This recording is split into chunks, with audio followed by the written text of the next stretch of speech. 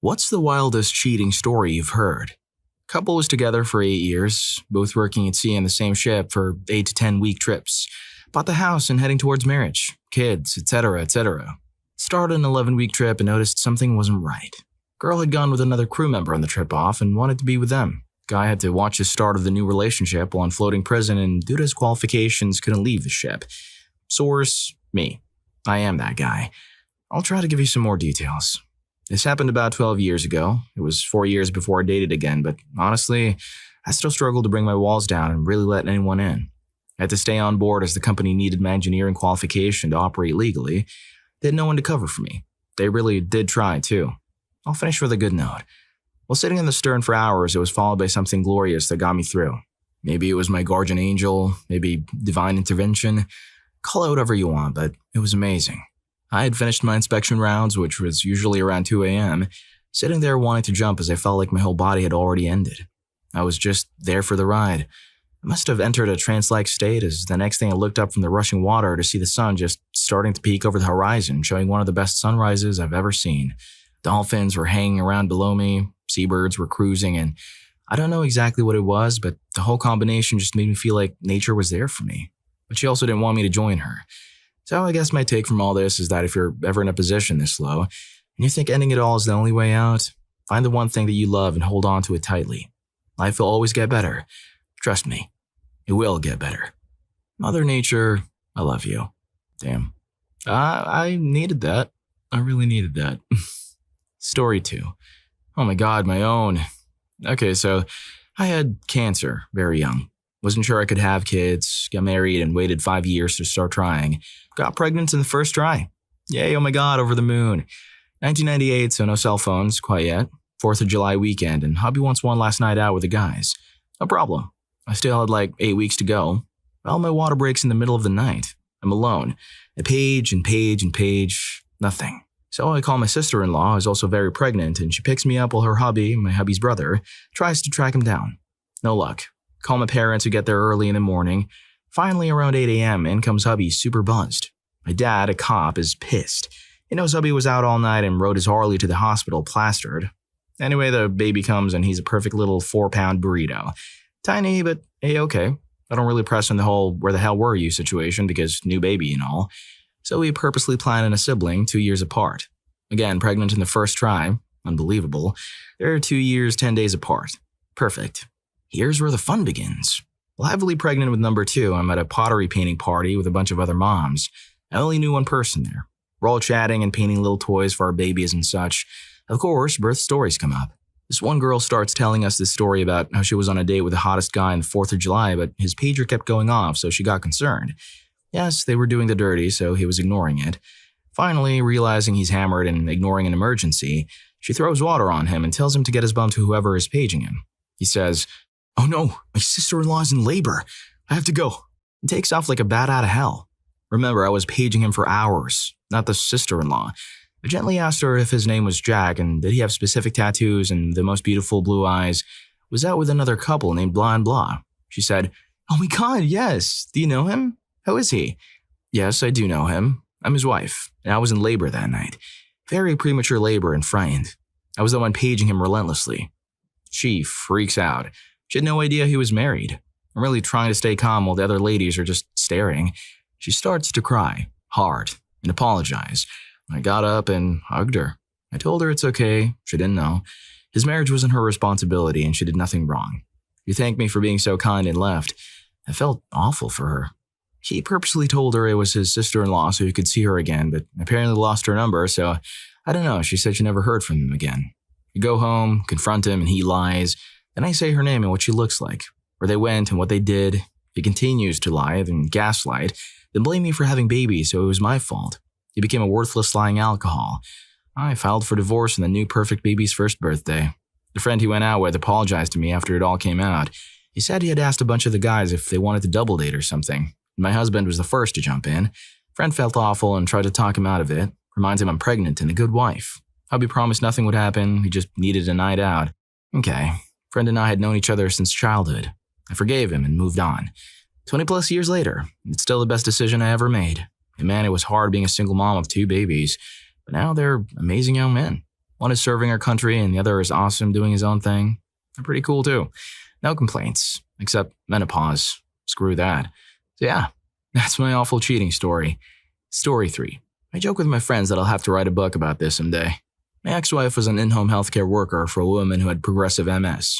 This woman had been her friend for approximately 20 years. This woman had been a friend of mine for over 30 years. Her husband had left her, and due to her disability, she had trouble meeting quality men. She started online dating. She met and dated several convicted felons. It led to my ex-wife and her friend calling one dating site Plenty of Felons. Eventually, she finds one guy in a halfway house and they get serious. They eventually get engaged and married. She moves her new husband into the house. This is when I found out that the guy is a criminal. He's a registered offender on the Megan's Law website and everything. I tell my ex-wife that I don't want her exposed to someone like that because it's too dangerous. She quits the job. 4 months go by and our friend cannot find any care workers.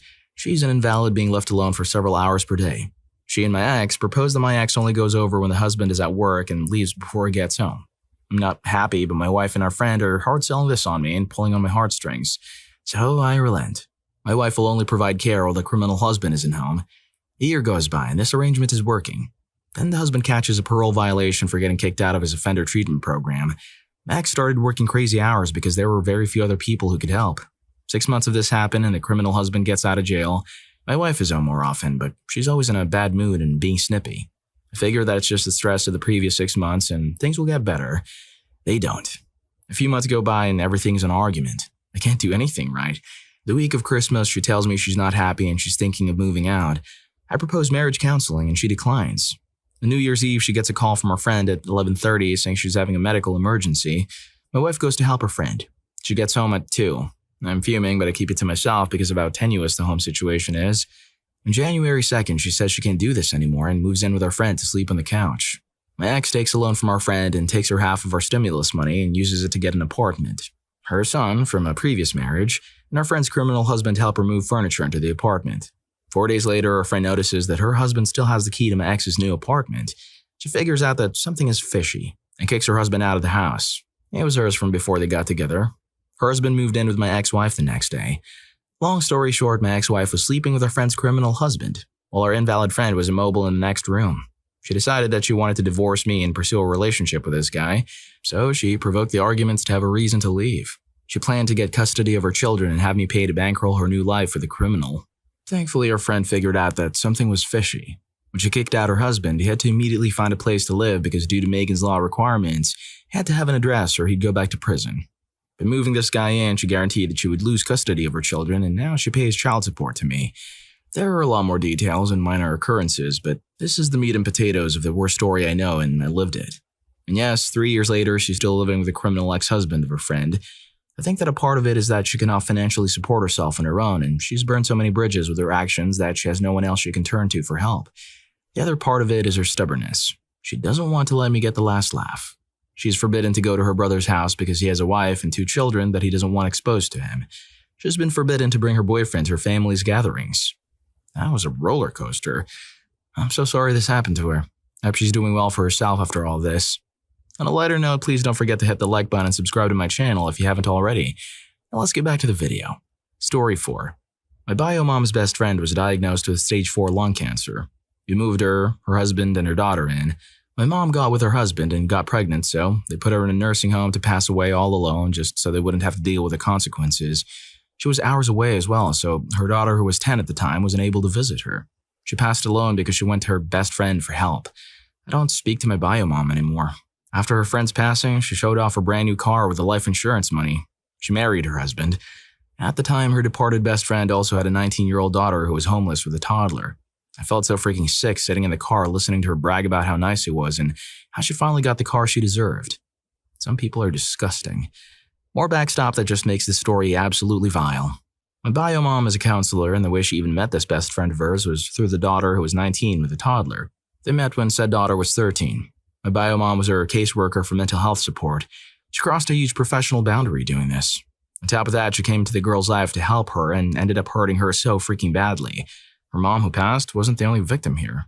My bio mom was also married, there's other children involved, etc. So many people were hurt by this. It's truly sickening. To be honest, during my bio mom's pregnancy, her mom actually also got stage 4 lung cancer.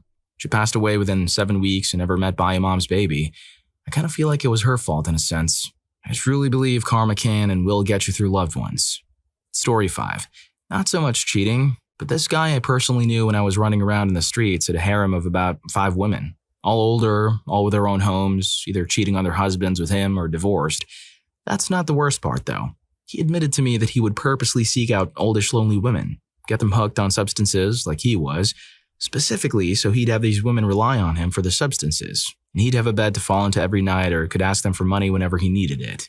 He was willfully and knowingly getting these middle or upper class women with no real experience with substances or the street life to get them hooked little by little so he could use them for his personal gain.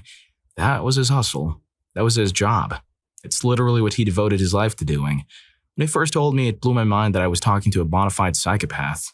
I'd like to say that I cut all contact with him after that, but at the time, he was my dealer, so I didn't. Dude would tell me stories of how he had these chicks wrapped around his finger, how he just got $500 from this one chick because he fed her some story about his rent, and tomorrow he was getting $400 from the next one because he fed her the same story. And the night after that, he had to go with a number 3 because her husband wouldn't be there. He juggled them like it was a business, because to him, it was. Crazy as hell. Damn, what kind of business model is that? Story 6. This was a long time ago. Girl I was interested in told me she recently broke up with her boyfriend but still lived with him. One night she told me he got physical with her and brought some of her mutual friends over to her place to help her move out. The ex-boyfriend came home to see all of us standing there moving furniture. My friends and I are heated when we see him. We confronted him, roughed him up a bit, pushed him up against the fence. This guy didn't say a word. It looked like he's about to cry. It was just weird. We thought he'd fight back, but he didn't. We grabbed the rest of the girl stuff and we leave. Girl and I ended up dating seriously. It's now years later and we've been living together for a while now. Things weren't going well in the relationship. We start arguing a lot. She starts instigating fights and leaves the home more. I get a random call one night from a guy who says I need to stop mistreating this girl. For the record, I've never put a hand on this girl or any girl, ever. He shows up one night and we have a fight in front of my apartment. Turns out she's been feeding this guy lies about me being cruel and that they've been together. This is the same thing she did to me when we first met. When I had to talk with her a week later, she admitted to making some of that stuff up when we first met. Story 7. One day I got a call from a friend who I would see every few months. He was pissed off, crying, and said he needed someone to have a beer with and talk to. I go meet him at a local bar and he's freaking losing it. He starts telling me the story that a few months ago he had a mate he went to the military with, fell in hard times and became homeless. To help him out, I paid for him to get a moving truck and move all his stuff down to his house and live with him for a while to get situated. He moves in, my buddy gets him a job somewhere and he's doing great and doing much better for himself. Well, one night my buddy wakes up in the middle of the night and his wife is gone. And he looks around the house and can't find his wife anywhere and he notices his buddy is also gone. He goes out to his driveway and his truck windows are all covered in steam. He opens the door to see his wife's face. He said he ran in the house infuriated. My guess is to grab something, then run back out, and his buddy was gone and his wife was still getting dressed in the truck. They ended up getting divorced. He was single for several years doing his thing. I only really see this friend from social media now, but see that he and his ex-wife got remarried and had more kids together. I don't know how he accepted her back after that scene.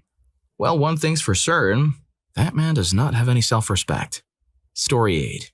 I moved across the country to marry a guy I met online. We have no issues and have been married for 16 years. I made a new friend, and one of my old friends from my hometown called me when I was with my new friend. They flirted over my phone call and ended up looking for distance dating. Now, my friend from my hometown, Sally, was known to be a bit promiscuous. She had done many things that I honestly shouldn't have remained friends with her over, including getting with my boyfriend who later came out as gay. Wild tangent, sorry.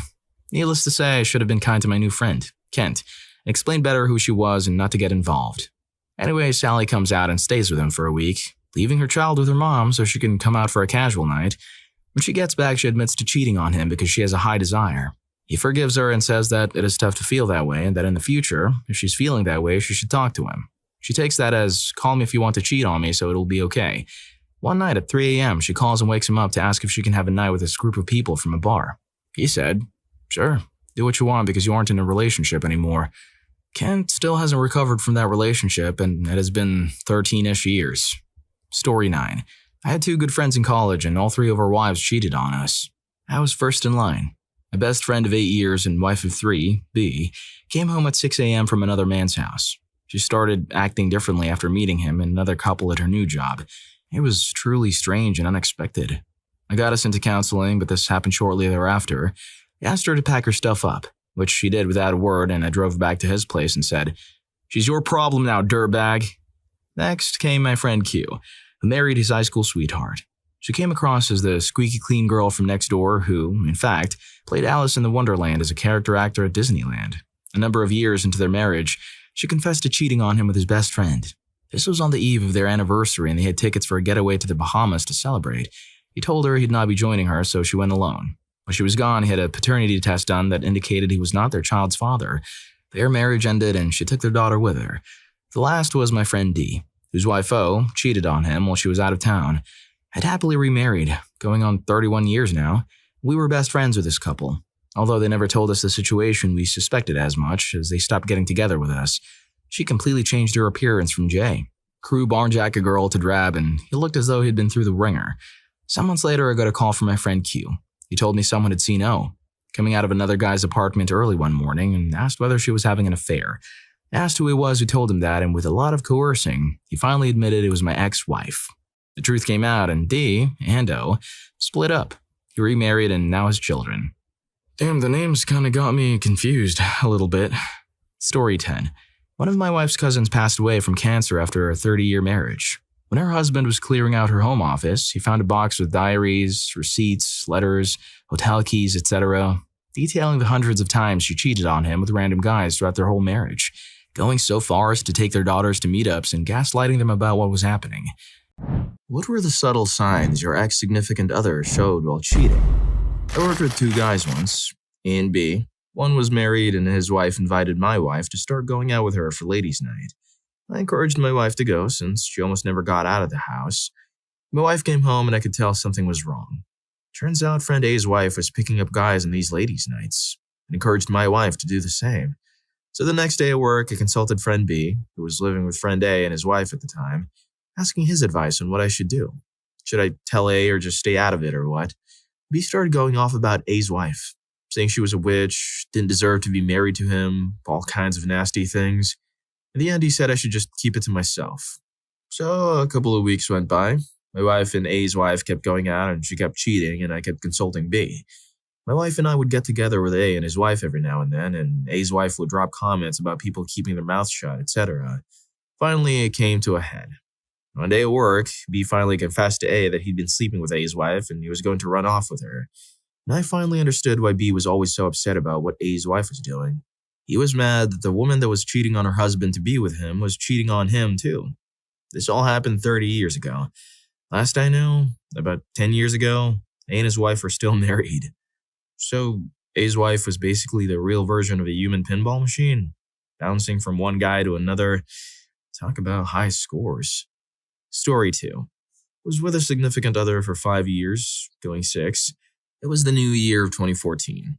When everything was going well, he suddenly asked for space. I asked if he wanted a day or a week. He said he wanted a month. I gave him that, as in zero bothering. February came. We met and he called it quits, and though it saddened me, it gave me time to improve on myself and reflect. It was mid-March, and just when I was able to get my life back together, he contacted me again. He told me he wanted me back. I was elated and hopeful. He said that there was just one condition that he wanted to compromise on to show that I had changed, and that is to limit my questions of his whereabouts and limit my calls to him to just his lunchtime. Realizing that I might have gone overboard with calls and questions when I was with him, he was on a night shift in a particularly shady environment. It didn't help that I was a worrywart. I agreed, but there was something in me that tells me something doesn't seem fair. Since then, I fought the urge to even simply ask him how his day was or make any leisurely talk with him just to comply and prove to myself and to him that I don't have trust issues. Because if I don't, he'll call it out on me. Then in November that year, his friend from his workplace passed away. I was scared because I hadn't heard from him for almost 2 days during the funeral, and I'm worried that he might be devastated. My worry turned to anger when he just said that he placed his phone in silent mode, spent the night with his mates at the funeral, and told me, I have to ignore you since the funeral was the only time I can talk to my workplace friends and you disturb me a lot. I apologized for my anger and just let him be. I still have to prove to him that I'm not bothersome. We became okay afterwards. It wasn't a big fight, but I was quite offended by what he just said. I was just worried because it was not typical of him to not inform me of his whereabouts. 3 weeks after the funeral, he just dropped a, I'm breaking up with you for good. No warnings. I was beyond devastated. Fast forward 2015, he came back one midnight, asking for me to leave my boyfriend, now husband, crying and regretting that he dismissed all my concern and my thoughtfulness when we were together. Funny thing is, he had a girlfriend when he begged me to get back together. And that girlfriend is the one who he cheated me with. He told me that his girlfriend hates it when he gets concerned, thoughtful, or sweet, and that he misses me who appreciates all that. I dismissed him with, "You'll find yourself a good woman eventually." People, remember that sufficient proximity and proper communication are indispensable in a good relationship. If your significant other keeps on asking for too much space, he or she might as well be on the next rocket ship out of your life. Damn, that is one mistreating person. If you feel like you're walking on eggshells around someone, it's time to get out. Story 3. My ex-significant other had an Apple Watch where he'd keep pictures of girls he went to school with, all skimpily clad. We had been dating a year when I first noticed that he'd actually made one of them with a wallpaper on it. That's when I started getting suspicious. But I confronted him and he just said they were pretty girls from the internet. His sister and I were close friends, and so I told her about the girls in the watch, which she insisted on seeing. Now, at the time, he hadn't changed his password for a while, so I still knew it. Yes, he went from changing it once in the first year to changing it periodically every 3 months. Right. So I show his sister the girls, and she instantly recognizes them. Great. I then asked him, "Who is," named girl, "who was one of the girls on there which he had loads of pictures of?" He said it was someone he went to school with. Well, that was the beginning. Then he started avidly doing neighborhood patrols as a volunteer, and one day I was feeling like something was up. And so I opened his computer, which was linked to security cameras, so it was always unlocked, and saw that his desktop WhatsApp was open. Scrolled through it, not expecting much, but I saw he'd asked one of the girls from his watch if she wanted to meet him before he started patrolling. Isn't that what I'm there for? Amongst many other chats with him, asking girls to meet him at the track or some other stuff, I was mad. Didn't say anything, though. I saw him as my investment. Never think you can change someone. Anyway, a couple of other subtle things, like him constantly on his phone. No joke, hardly ever saw his whole face, even watching TV or driving. It was terrible. Then I left him because I'd given up on this schmuck. Ironically, he begged for me back, had emotional breakdowns, had to see a shrink for a whole weekend session, and also stalked me very badly. 9 months later, I saw him at the restaurant next to my house, watching me and my dog. Fun times. He also stole my cat. Story 4.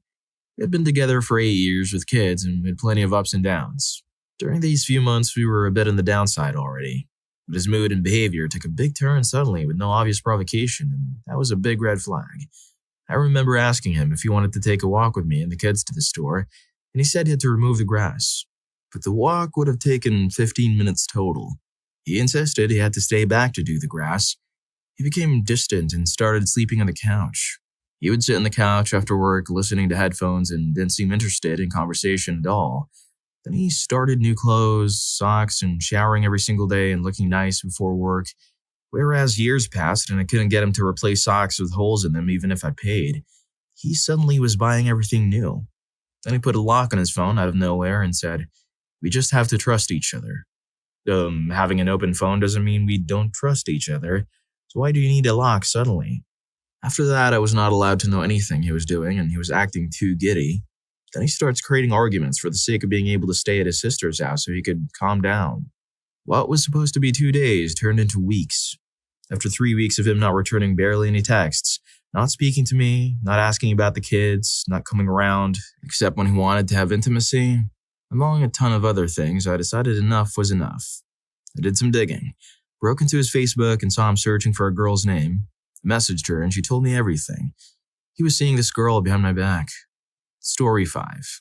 I was cheated on in the days before cell phones and social media, but I can offer clues independent of those.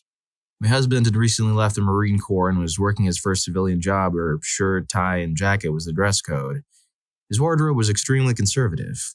Blue or white shirt, blue, black, or gray slacks. He'd wear a maroon tie, but anything more colorful than that was just too much. Although come to think of it, I did manage to talk him into one pale yellow shirt. One Sunday morning, he got a phone call, on a landline, which was the only phone we had, and said he was skipping church to meet a coworker at the mall.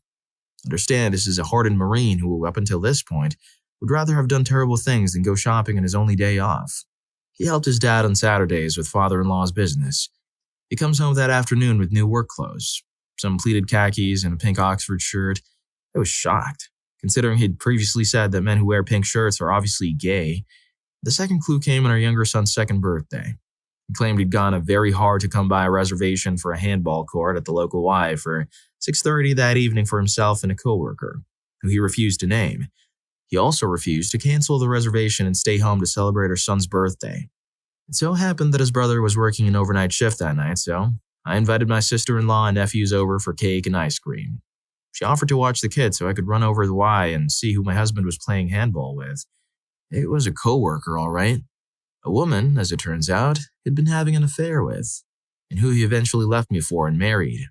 It's been many years and my kids and I moved away from the area a long time ago, but I still stay in touch with his parents, who've always loved me like a daughter. They and my kids tell me they're unhappy together. It's definitely crossed my mind that I'm being told this on purpose. That is, that people are making it up, telling me they're miserable so I'll have the last laugh. I don't think so, though. My ex has anger and patience issues. My two kids are extremely bright. Their son together has some sort of intellectual disabilities that they don't discuss. His now wife has significant hearing loss, and he has to repeat himself more than once. They argue and fight constantly. I feel as though they want divorce because of their stupid pride. They broke up her marriage and my family so they could be together and they both deserve each other. She would call the house and ask to speak to him when they were pretending they were just friends. When I objected, he turned it all on me. I was acting like a high schooler. I was a baby. I was a jealous idiot. He was allowed to be friends with whomever he wanted to be. I think she really enjoyed that aspect of it. I know for damn sure my husband never called her when her husband was home. I think the other thing she really enjoyed was getting him to choose playing handball with her over his son's birthday. What kind of monster? Like I said, they deserve each other. Story 6. I had a buddy in college who was my lab partner. Nothing intimate. He was just a really cool dude. I would even go to his house and hang out with his girlfriend, whom I liked equally as much.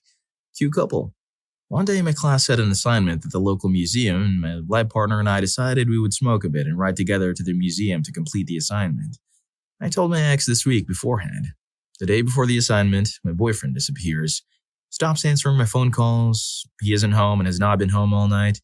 We have not spoken in over 24 hours. I wake up, go pick up my buddy, we smoke and go off on our assignment. In the museum, I turn the corner and my ex's chest is in my face. He starts shoving me away from this guy, asking me what in the world I thought I was doing. I'm in class. What are you doing here? Where in the world have you been in the last 24 hours? My buddy is about ready to bounce my ex. We finished the assignment, I apologized to my friend, and we walked out to my car to find my ex throwing a note he put in a Sprite bottle on top of my car across the parking lot. I take my buddy home. My ex is acting like a madman, driving like crazy and following us back to my buddy's car.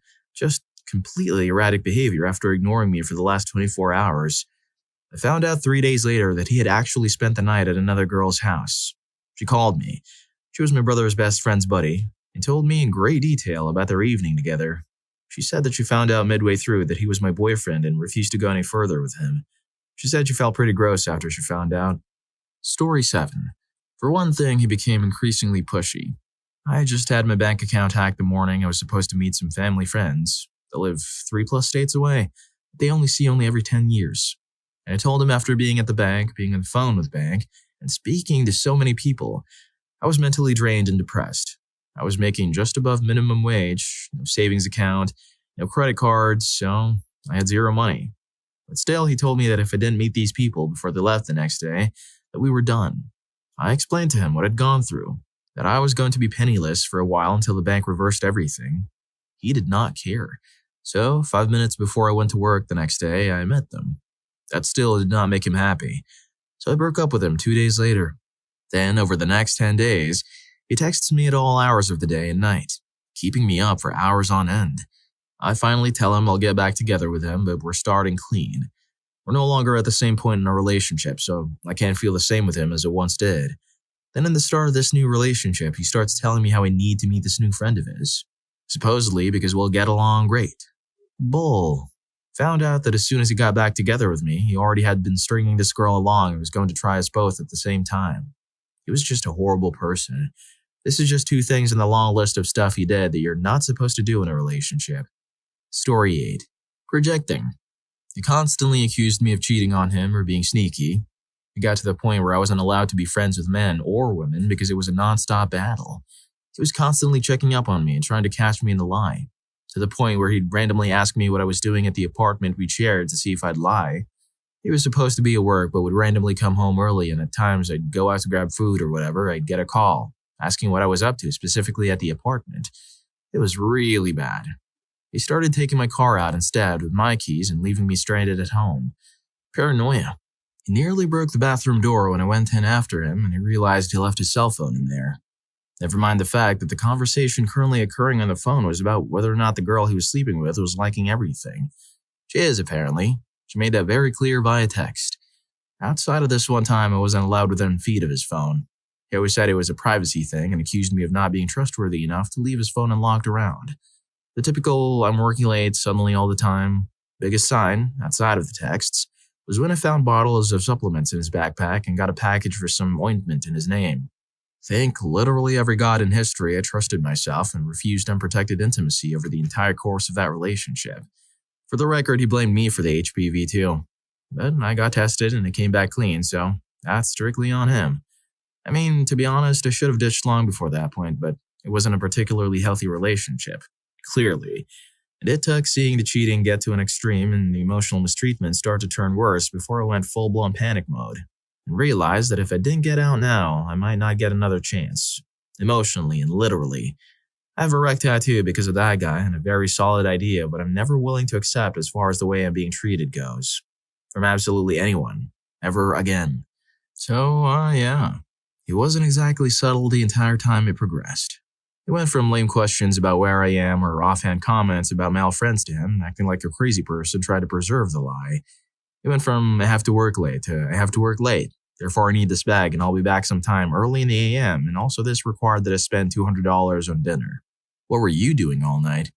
It's really hard to discern between genuine insecurity and someone cheating until it's serious because so much is so easy to excuse for something more innocent and easily addressed, especially when it's someone you care about.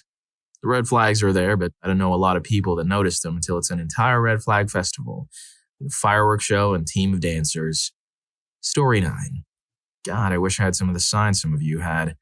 My significant other had started to go see a female friend in a town quite a distance away. I was cool with it, and always said I'd never be the jello type. Besides, my significant other is straight, and this girl is not straight, so all good. Without sounding funny. While she was there, she discovered how much fun it was to go out to drinking parties and the likes, or so she told me. She started making bi-weekly trips there, then weekly. Anyways, as Easter approaches, I travel home for work for 3 weeks.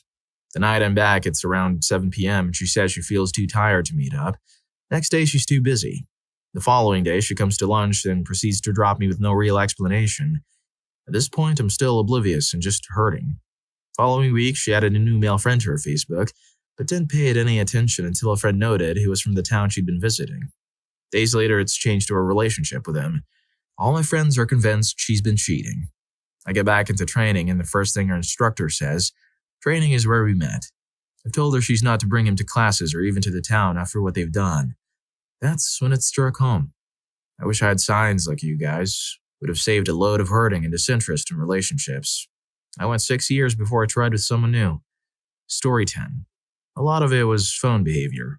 Whereas before he'd look at his phone and didn't really care if I saw what was on the screen, he suddenly angled the screen away from me or tried to get rid of the notifications when they popped up. If he did leave it in a room, he left it face down so I couldn't accidentally see something. Then he started never leaving it in a room with me, keeping it wherever he was and moving it whenever he moved. If we sat down together and his phone was out, he put it on his side instead of on the coffee table or anywhere else. He also suddenly stopped letting me use his phone, and going anywhere near his laptop when it was on or logged in was a no-go. He also had excuses or reasons for things that didn't make sense when you sat down to think about it. Either because technology doesn't work that way or it wasn't in his character at all to do things that way. Finally, he got super distant.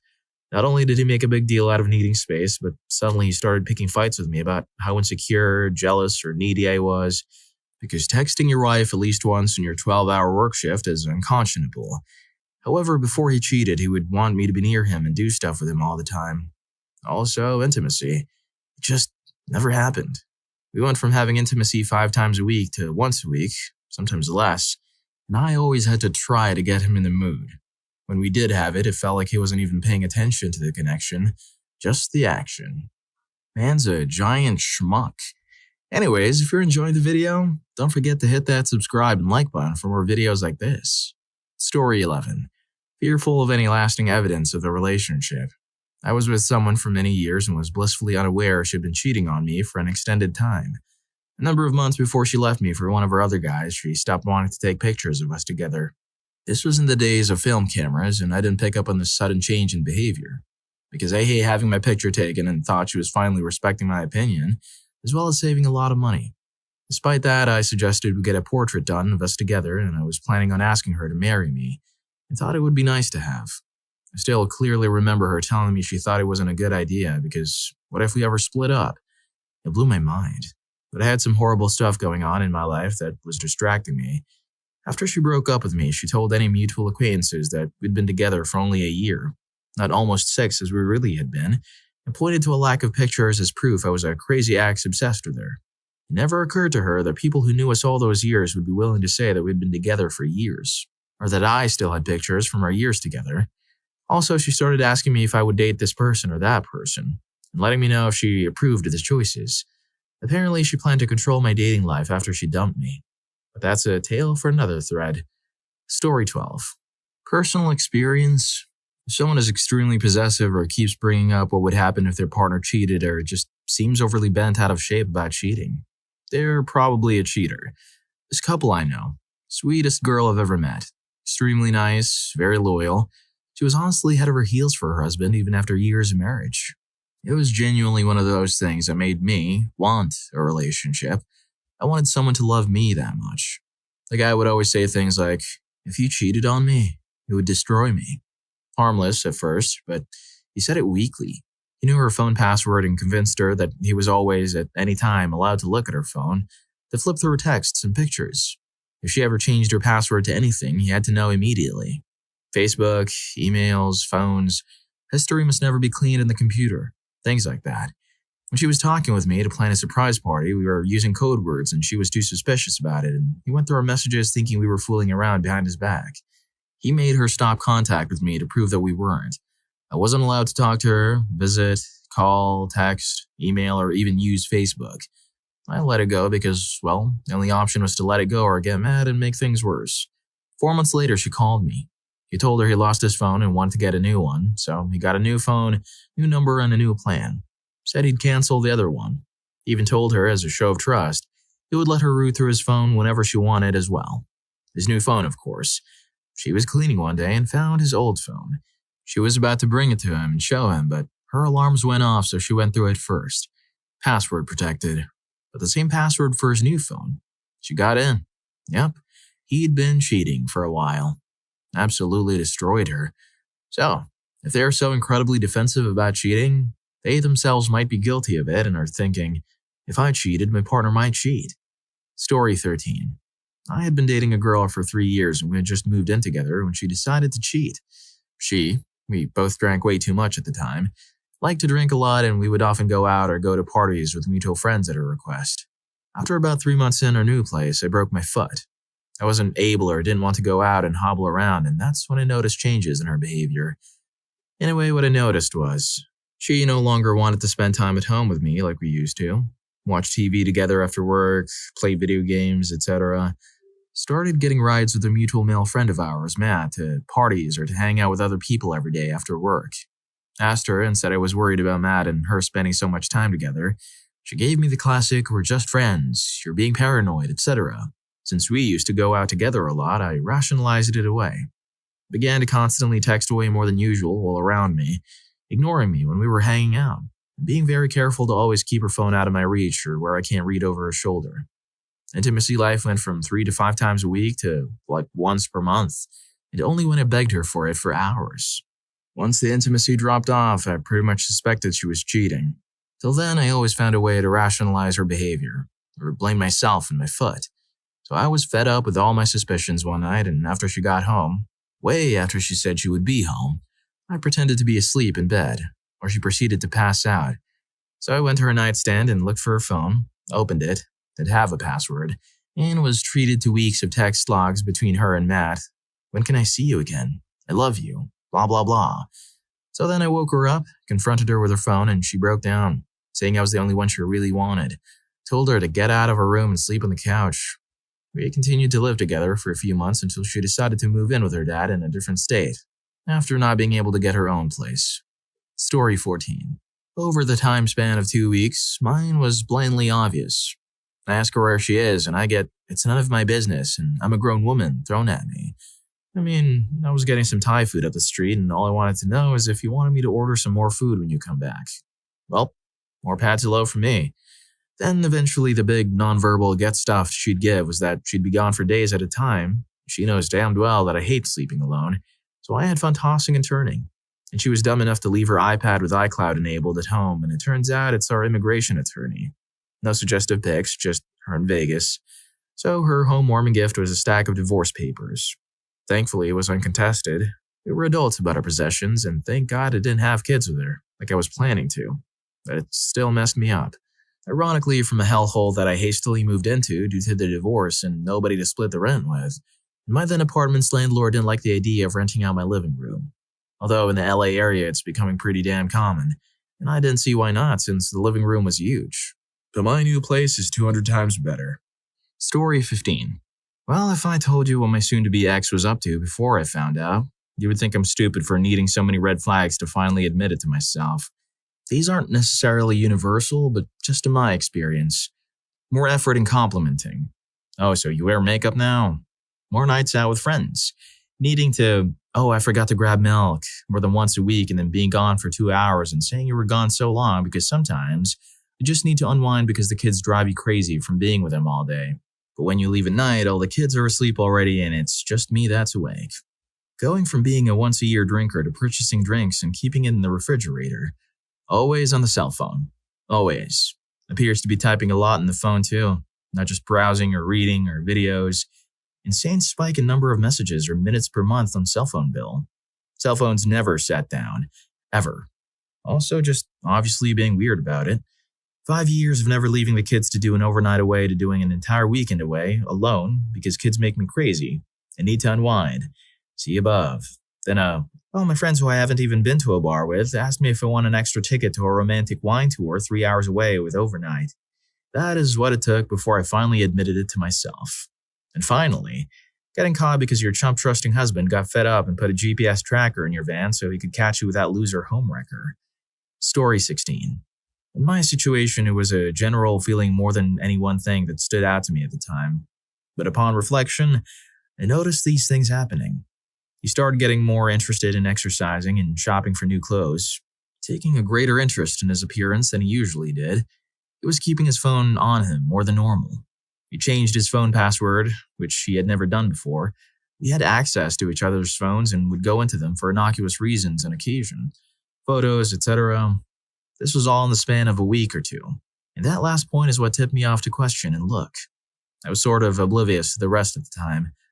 I know there's some controversy surrounding whether to look at your partner's phone or browser or history or email or what have you. And I would never recommend people look just because, as that can break the trust established between the two of you. But if your feeling is telling you something is wrong, and you're noticing signs that something is wrong, I think it's okay at that point to get confirmation. My soon-to-be ex-husband turned out to be one hell of a liar and gaslighter. Something I never would have expected based on who he was and our history together. Story 17. If they get mad that you're suspicious, that is pretty much them saying they're cheating. If someone accused me of cheating, I would do everything I could to prove I was not get angry over it. I asked my ex why he was adding several men to his Facebook, and then I found his online profile on a dating website with photos that we literally just took of the two of us days ago. But I was cropped out. My shoulder was literally in the image. He broke up with me because you don't trust me. No kidding, I don't trust you. P.S. A few months after he broke up with me, my roommate was his friend and he started bringing his new boyfriend over to our place several times to surprise my roommate. I took off the internet lines in her room and disabled her access to the router. I also watered down her expensive drink and put fish oil in her air vents. Both of them are literally the worst scum I've ever met. Story 18. I guess I noticed when he wasn't as emotionally invested as I was. There were also many signs throughout our relationship. He didn't want to meet my parents at all and tried to keep our relationship low-key. No one around him could know we were together. He's Colombian, so he would travel over there a lot. Every time he would travel over there, girls would post messages on his Facebook wall saying things like, "I miss you" or "I love you." He would check my phone constantly, but I couldn't even hold his. Mind you, I'm not the type of person who checks phones at all, as I find it rather tiring. He would manipulate me constantly and make me feel like trash when all I did was please him.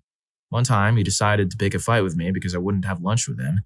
I was really busy, but I figured I could make the time to have some lunch with him.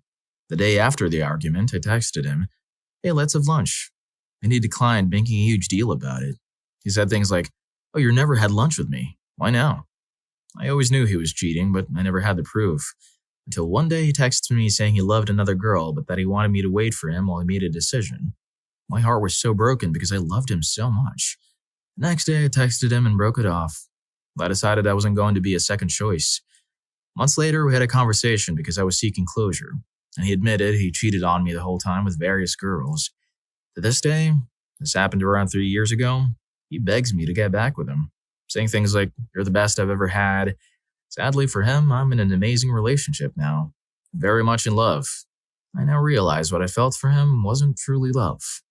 Story 19. He's not straight and just a friend that is coming over while you're working out of town. Don't be so selfish. Don't you want me to have friends? Then later, all our wedding photos are stuck under the bed. Why? Oh, she decided she didn't like the look of them or something. Constantly closing the chat windows when I walk by the computer. Phone calls ending quickly when I enter the room. Worked out of town and couldn't seem to get a hold of her many evenings. Never got to see any of her friends that she made in the new city we moved to. Like seriously, we would go all week with like one phone call. Saw a picture on her phone with her and a guy sitting at the local beach. Mentioned it made me feel uncomfortable. Just a friend. Would bring up how I was feeling uncomfortable with her hanging out with these guy friends I've never met, and was told I was being selfish and don't want her to have friends and to be happy. Accused me of cheating on her with my therapist, who I was seeing to try and sort myself out to be a better husband. Oh, and the easiest was the email that guy number 3 sent me, basically telling her. Sounds like she kept telling them she was in the process of getting a divorce or was separated. I was an idiot and couldn't admit to myself that it was happening, and once I found out, I figured it was my fault and I deserved it. Moved on since then. I did find out that one of the guys ended up ending it all, which, when I hear that, made me feel happy and content. I would never wish that on someone, and I'm uncomfortable that I felt that way, but I can't deny my feeling of that. Wow, that kinda all came out. Story 20. If you hear from anyone that they suspect or know you've been cheated on, believe it, especially if you have even the faintest suspicion.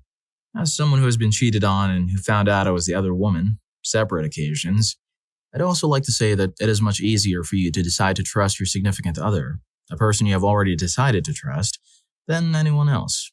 A stranger, other woman, even a friend or family member. Odds are that if you're being cheated on, the person doing the cheating is not going to be the person to tell you, and will likely come up with a good enough story to appear innocent. A lot of people have already talked about them appearing paranoid or suddenly getting aggressive with you. They might also appeal to your empathy by playing the victim card. This all sounds easy enough to identify from a third-party perspective, but emotions make it easy to justify the words and actions of the people we care about. I honestly hope this isn't what is happening to you because it's sad to go through. I hope you're able to assess your situation with a clear mind and do what's best for you in the long term. Other people have mentioned this, but their phone. If they're checking it a ton, take any steps to cover the screen or mention that it annoys them that you look over their shoulder or check their phone, especially if you aren't doing those things. Huge red flag that they're hiding something. Story 21. I was in a kind of long-distance relationship with a guy. He didn't want to make it official because it would break his heart, but promised that I was the only one for him and that we had a future together. We mostly met when he was staying in hotels near me for work. His colleagues always acted a little weird around me, and one of them took me aside and said, "I don't want to speak ill of my friend, but don't fall in love with him." I told him it was too late as I was already head over heels. A few weeks later, I visited my not-quite-boyfriend at home for the first time, where he lived in an apartment above his mom's. He introduced us and carried me out of the room while she watched with an angry face. I thought she just didn't like me. He showed me his bathroom, which was full of women's stuff. He said his mom kept her products there because her bathroom was broken. I never noticed she didn't use his bathroom the whole time I was there. The rest of his flat was also very feminine, with drawings and roses and other girly stuff. I like feminine guys, so I was thrilled. I was also an idiot. You've probably guessed it already. Turns out he didn't live there alone, but with his fiance. There were many signs I hadn't wanted to see or had brushed off as paranoia. When I look back, it's painfully obvious I was the other woman. But at 20 years old, I was very naive. Story 22. I knew something was up with my ex. When I noticed, she was more protective of her phone. Didn't pay attention as I thought she had personal stuff, which wasn't my business. But later on, I dropped by her work to buy a few things and noticed she hung out a lot with her coworker. I didn't pay attention because they both worked in the same department. She told me she has a crush on her coworker, and for me, that's a red flag even if it was a crush. I saw her text messages in which she deleted half of them, but few of them she's asking him for a date. Only reason she told me she had a crush, it's because he told her he was not straight. I ended it and she begged me not to.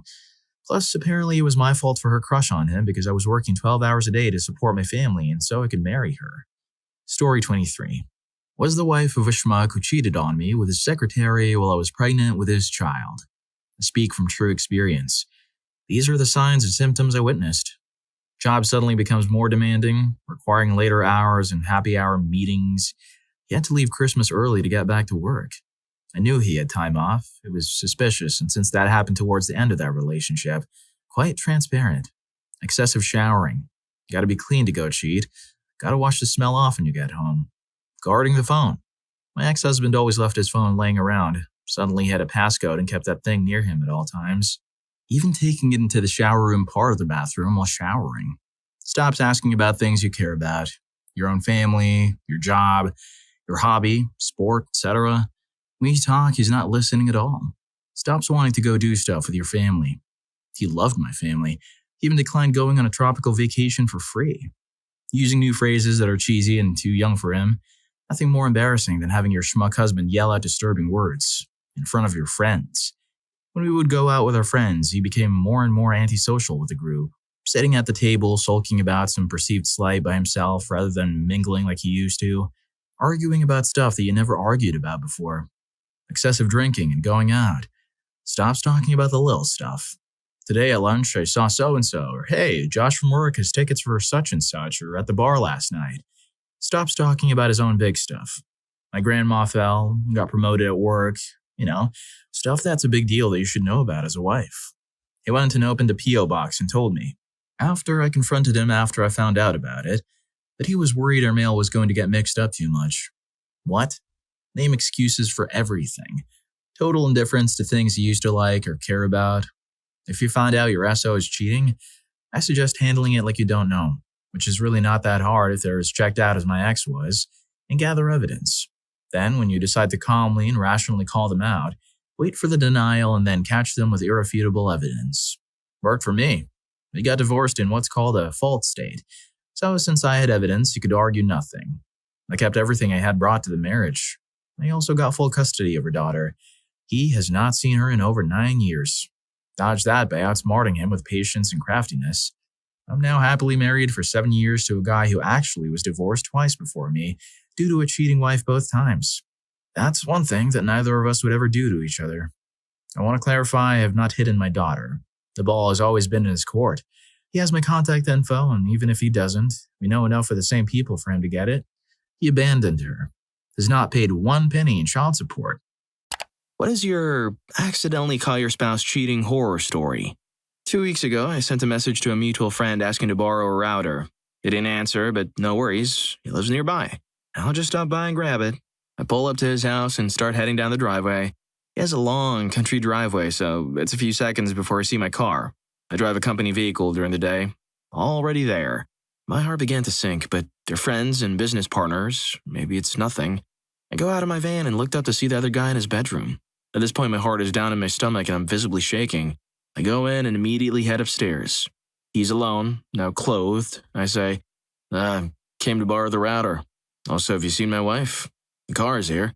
He then proceeds to give the worst improv I've ever heard. Huh? No, she was here at some point, though. Whatever. I knew she was there, I just wanted him to admit it.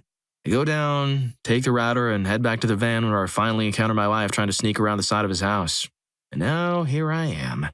They didn't even try to hide it, man. Story 2. Not me. My dad. He told me the story a few years back. So some of my mom's family were visiting from out of town and they had planned a night at the bingo, which my dad couldn't attend because he was working 6 p.m. to 2 a.m. He finished work early and on his way home saw my babysitter on the street. "You're not with Baseman 1976? "No, your wife called me at around 8 p.m., saying she wasn't feeling well and that she would stay home." My dad drove home, tried the front door, locked, no lights. He entered the house by the basement door, went up the stairs, heard him a few feet away. My mom and her cousin. 2 years later, he almost left her, with me in tow, but stayed so I could have a normal life. Most of the time, I wish he'd left, because he wouldn't have worked 90 to 100 a week to avoid being home and could have been happier. For those who are wondering, my mom had a long-time affair with her cousin, starting before she met my dad. He wasn't happy either, I think, but my dad was a good catch. Yes, I'm sure he's my dad. We look so much the same. Yes, they're still together, and after a year of being angry, I decided to let go, because their relationship has nothing to do with me. Just sad for both of them. What do you mean it's got nothing to do with you? You literally said he stayed so you could have a normal life. Story 3. One night she told me not to come over because she wasn't feeling well, but then my sister wanted this hoodie back that she borrowed, so I thought I'd stop over with chocolate and a Slurpee. I knocked on her door. She came to the upstairs window with only a blanket wrapped around her. "I thought I told you not to come over." "My sister needs her hoodie." "Who's that?" says some male voice from her bedroom. "Ah, I see how it is." "I'll talk to you tomorrow," she says. "Probably not. Have a good one." Maybe they were just building Legos, you know? Story 4. Short version is that I woke up in the middle of the night very suddenly and sat bolt upright with a strong feeling that something was wrong. I listened intently but could hear nothing. I looked at my dog, who was a very good watchdog, and he was curled up asleep. I got up and dressed and tried to see if I could smell smoke or hear anything from the street. I got up and walked through the building I was living in. Everything was silent and exactly as normal, but the feeling of what I can only describe as dread and near panic was getting stronger. I went through the building to where my wife had her own space because she was the first person I wanted to check. Her light was on and her bed was still made. The room was empty. The feeling was getting stronger by the moment. I then went to check on my brother. I could really feel that something was terribly wrong. That's when I caught my brother and my wife having intimacy. Story 5. Wife had been texting a lot and was very evasive when I inquired about it, though she smirked when she thought he was making me jealous. Yeah, she's that kind of person. Turns out she left her email logged into my cell phone, so I noticed that she had a weekend Airbnb trip to a place that was a state away. We were living in different states at the time. It seemed to be of the quiet romantic getaway type. Total occupancy? 2. Well, I thought that was fairly suspicious. So I monitored her Airbnb page, which was easy since we were friends on Airbnb, figuring that the owner might leave a comment about how great she was as a guest, which it turned out she did. Except the review went something like, "Wife's name and guy not named me were wonderful guests," and so on.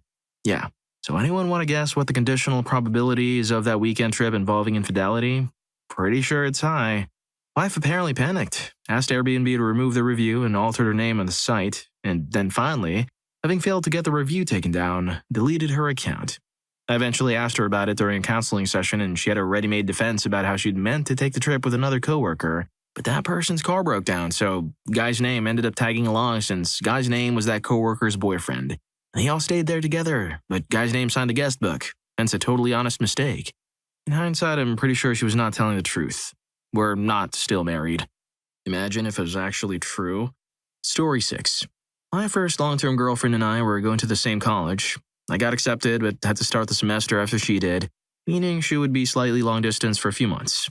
It wasn't too bad because we were only about 2 hours apart, so it was pretty easy to visit, but our relationship did struggle a bit. I remember one night I got a phone call from her, and when I picked it up, it was obvious it was a butt dial. I could hear her talking to some guy, but couldn't make out what they were saying. I called her and she picked up, and I asked what was up. She said she was in bed, about to go to sleep. I told her about the butt dial, and she said it was her friend Jack, who I met, asking to borrow something. I thought it was odd, but brushed it off. A couple weeks later, I was up there visiting her, and I met a bunch of cool people, including this guy Luke. After I got back from visiting, I got a Facebook message from him saying, "Look, man, I hate to be the one to say this, but I think you're an awesome guy, and you don't deserve this to be happening to you. She's been cheating on you with this guy pretty soon after she started here." I was devastated, but I had to hear it from her, so I called her and said, "Are you cheating on me?" She gave a heavy sigh and said, "Well, at least I don't have to lie anymore." That guy's voice I had heard wasn't Jack. It was the guy she was cheating on me with. I just trusted her so much that I took her word for it. Even though it was painful, I was grateful for Luke sending me that message. What's funny is that most of the people I met up there that were friends sided with me after the breakup, so when I started going there the next semester, I had a group of friends to support me, and most of them are still very close friends of mine to this day. You lost something, but you gained something more valuable. Story 7. My ex-wife was an alcoholic. Like, bad alcoholic. One time I got home from my night shift a little early, and you guessed it, she was intoxicated. Well, I was in the mood, and she's usually intoxicated when we do it anyway, so what the hell? I came on to her. So we're doing it, and it's dark, and she says, "You need to hurry up." So I ask, why? "He's going to be home soon." Who? "My husband, you freaking idiot." "Yeah." So I pull out and hop out of the bed and flip on the light, and this witch looks absolutely baffled. She's hammered and totally dumbfounded. I asked her, "Who do you think was doing you?" "What? Who do you think was doing you?" "What are you talking about?" "Never mind. I'll talk to you about it in the morning." "I'm not intoxicated." Yeah, shouldn't even know what the heck I was on about. So I go to bed on the couch, and I'm sitting there going over crap in my head, and I hear her come down the stairs. She goes into the kitchen, and I hear a drawer shut. A few seconds later, she's standing over me with a freaking knife. I promptly take the knife from her, tell her to go to bed, which she obliges without saying a single word. I grab the kids and put them in the car and drive to my mom's house where we spend the night. She starts blowing up my phone at 10 a.m., frantic that she doesn't know where the kids are. We have a mini intervention. She promises to go to AA. I attempted to erase the entire night from my memory, which didn't work, obviously. About a month later, she hasn't held up to her AA agreement and has pretty much gone back to her old ways. I come home from work and I see a freaking LA Dodgers hat on my couch. Who was over? I ask. Nobody. Are you sure? Yeah. Don't freaking lie to me. Who was over here? Are you calling me a freaking liar? Yeah, I am. Because someone left their freaking hat on my freaking couch. At this point, she concocts some stupid story about a neighbor coming to borrow something. I knew she was lying. At this point, I had pretty much given up on the marriage, but didn't know what to do. I was afraid that if I divorced her, she'd somehow get the kids. A lot more messed up crap happens over the next month or so, including her making up a story about Mexicans jumping her, my neighbor calling CPS, me catching her actually kissing a guy, 2 guys admitting to having a triad with her. Then one day in July of 2008, I asked her to have a seat. I told her that I was filing for divorce. She put up a fight, but I want full custody of my kids. I started dating again, and I've been with my new wife for 9 years now. The end. Yeah, that's right. Sometimes you forget I'm a detective. Story 8. I've posted about this before, but he changed his phone password. I left it for months until something just wasn't sitting right in my gut. I unlocked his phone with my thumb, and I didn't even have to look. There was a messaging app open with a girl he was meeting the next day. I sent him to work without confronting him. I reset passwords through a long chain of emails to finally access the one associated with a messaging app. Lo and behold, he was sending approximately 10,000 emails per year for the last 4 years of our relationship. He was living a whole second life and hiding it from everyone. Our relationship had never appeared stronger, and we had been seeing a therapist to work on strengthening our communication for 8 months. Once a week. Clearly, he was hiding his issues from the therapist as well. At the time, it felt like it ruined my life. I remember thinking very clearly, what did I do to deserve this? When I thought that, something inside of me just snapped. I calmly went and bought a giant coffee in cardboard boxes. I packed all his things up before he was home from work and changed our locks. The end. Story 9. Came home early. They were fast enough to get dressed, but not in a natural state of being, if that makes sense. It was obvious something was just going down. Very cliched, got walked in on and tried to play it cool like you see on TV. I asked him to leave and he did. We argued. She tried to lie but soon confessed. It wasn't the first time she cheated, but it was the first time that I caught her in the act. Everything in the past was just texts and stuff. She said that she never slept with the other people and it was just pics and flirting. In retrospect, that may not be BS. We divorced, both remarried. Not friends by any stretch, but civil. Got ties, man. Story 10. Things had been a little shaky as I was working a lot and felt sad when she wanted to go be social with friends, so I often stayed home. I wanted to do something nice for her for Valentine's Day, so I sent her friend a text asking if there was something that she may have mentioned she would like to do. As I was waiting on that text, I was in another room. I saw her phone buzz with a friend's name. The number was below the name, and since I had just sent her a text, I knew they didn't match. There are very few times my mind has been that cold and feelings of dread. I called the number with my phone, and it rang before going to voicemail. Needless to say, it was the other guy. I confronted her about it, and she said she was waiting to leave and had a bag packed in case I found out. She had no intentions of trying to work things out, so a month later she had moved out. I made a decision then that I could be broken up and miserable, or that I could choose to be happy and be open to a relationship if it was available. I've since remarried and have 2 beautiful boys with my amazing wife. Regardless of the horror in these stories, there's always the opportunity to be happy. If you're reading this thread because it happened to you or just from morbid curiosity, choose to be happy. Be the person that you can be proud of and move on to better things. Couldn't have said it better myself. Story 11. One day my husband was getting ready for work and I saw him packing his GoPro case so he could take it to work.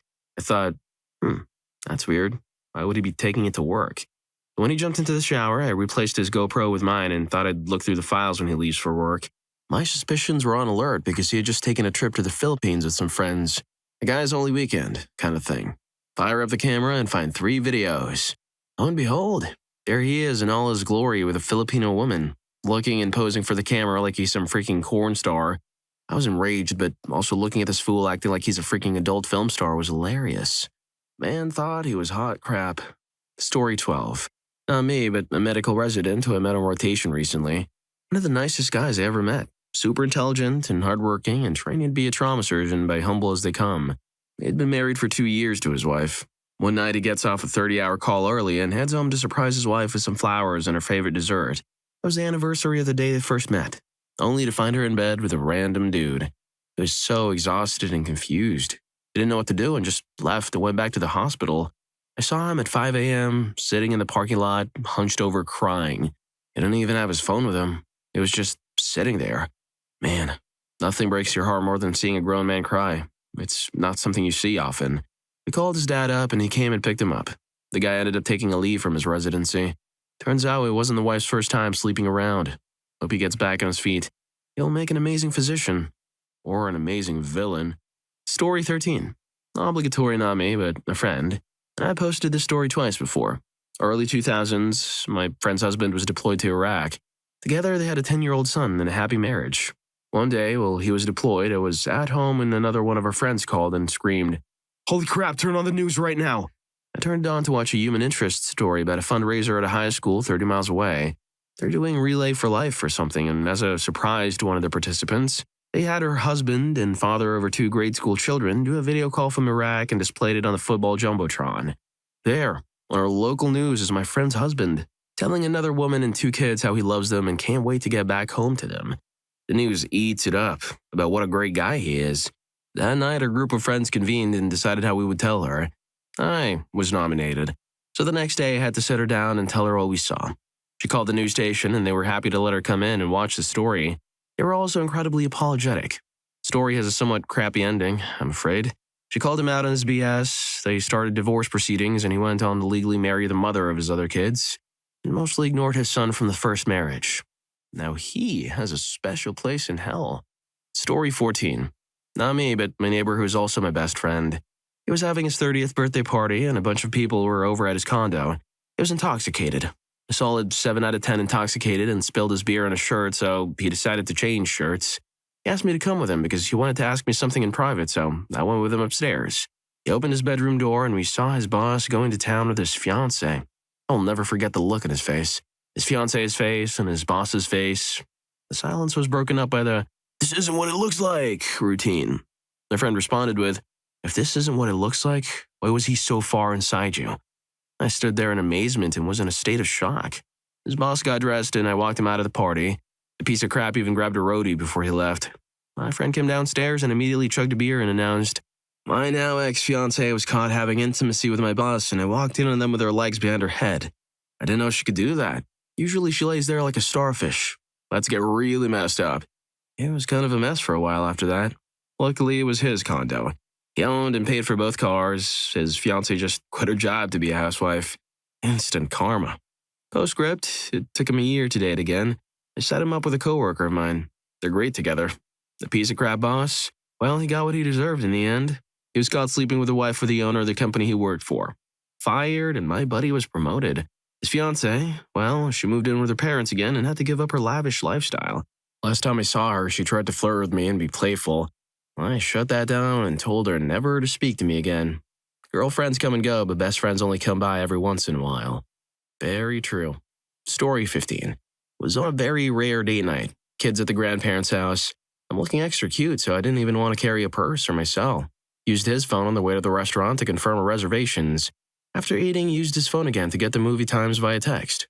Saw a name in the frequently sent, asked him innocently, "Who's Lisa?" He snatched the phone and said, "My coworker." Fast forward 3 hours later, and I'm throwing his clothes into his car after going online and viewing the hundreds of texts sent to several women. But still, I was a fool for love and opted to stay. I was with him my entire adult life, so I didn't know anything different. That was 2006. We had our 19th anniversary in January. My divorce was final in March. He got married to another one of his many affairs in June.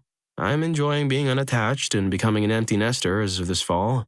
If you are enjoying the video, don't forget to hit that subscribe and like button for more videos like this. Story 16. I was at Disney with our kids on day 2 of a 7-day family trip her father had been, by that point, locking up for about 7 years. He and her mother told us when the kids were born they were going to take us all to Disney when they turned 7, and 7 years later, it finally happened. At that point, we'd been together for over a decade. Had a great job, a house, a bunch of kids, and the full-on, 100% honest-to-goodness American dream. Life was grand, until I picked up her phone to set an alarm on night 2 of our family vacation of a lifetime. There were so many texts. So many. I remember actually wanting to hurt her and having to leave the room. I immediately called the number and heard some freaking strange dude answer with a sleepy, "Hello, darling. I'm glad to hear from you." I wanted to die. The sense of unreality that I experienced, it was immediately numbing, like I just switched to the dark timeline. All I could think was, from this point on, everything that I've known about my left is going to change. I don't know why some people have the need to destroy the good life they already have. Story 17. I had woken up that morning to her receiving a random text message from a girl she worked with, but there were no other texts, but the message seemed like it was part of a conversation. It wasn't a particularly suspect message, just that there was no past messages to put it in context. My girlfriend acted equally confused. I was feeling ill and wanted to stay home from my class that morning, and she was very insistent that I didn't, which I thought was odd.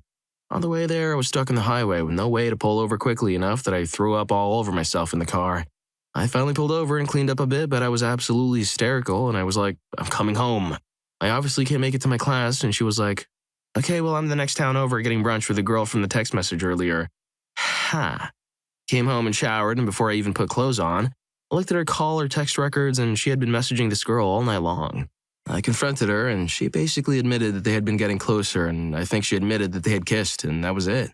I was so physically ill, I couldn't really get out of bed and had to be at work at 4:30 the next morning, so I just slept all day. But I was home from work the next day before she woke up, and she was awakened by me packing my stuff up and moving home. Note, the girl she was cheating on me with was a friend of hers from work that we had hung out with multiple times.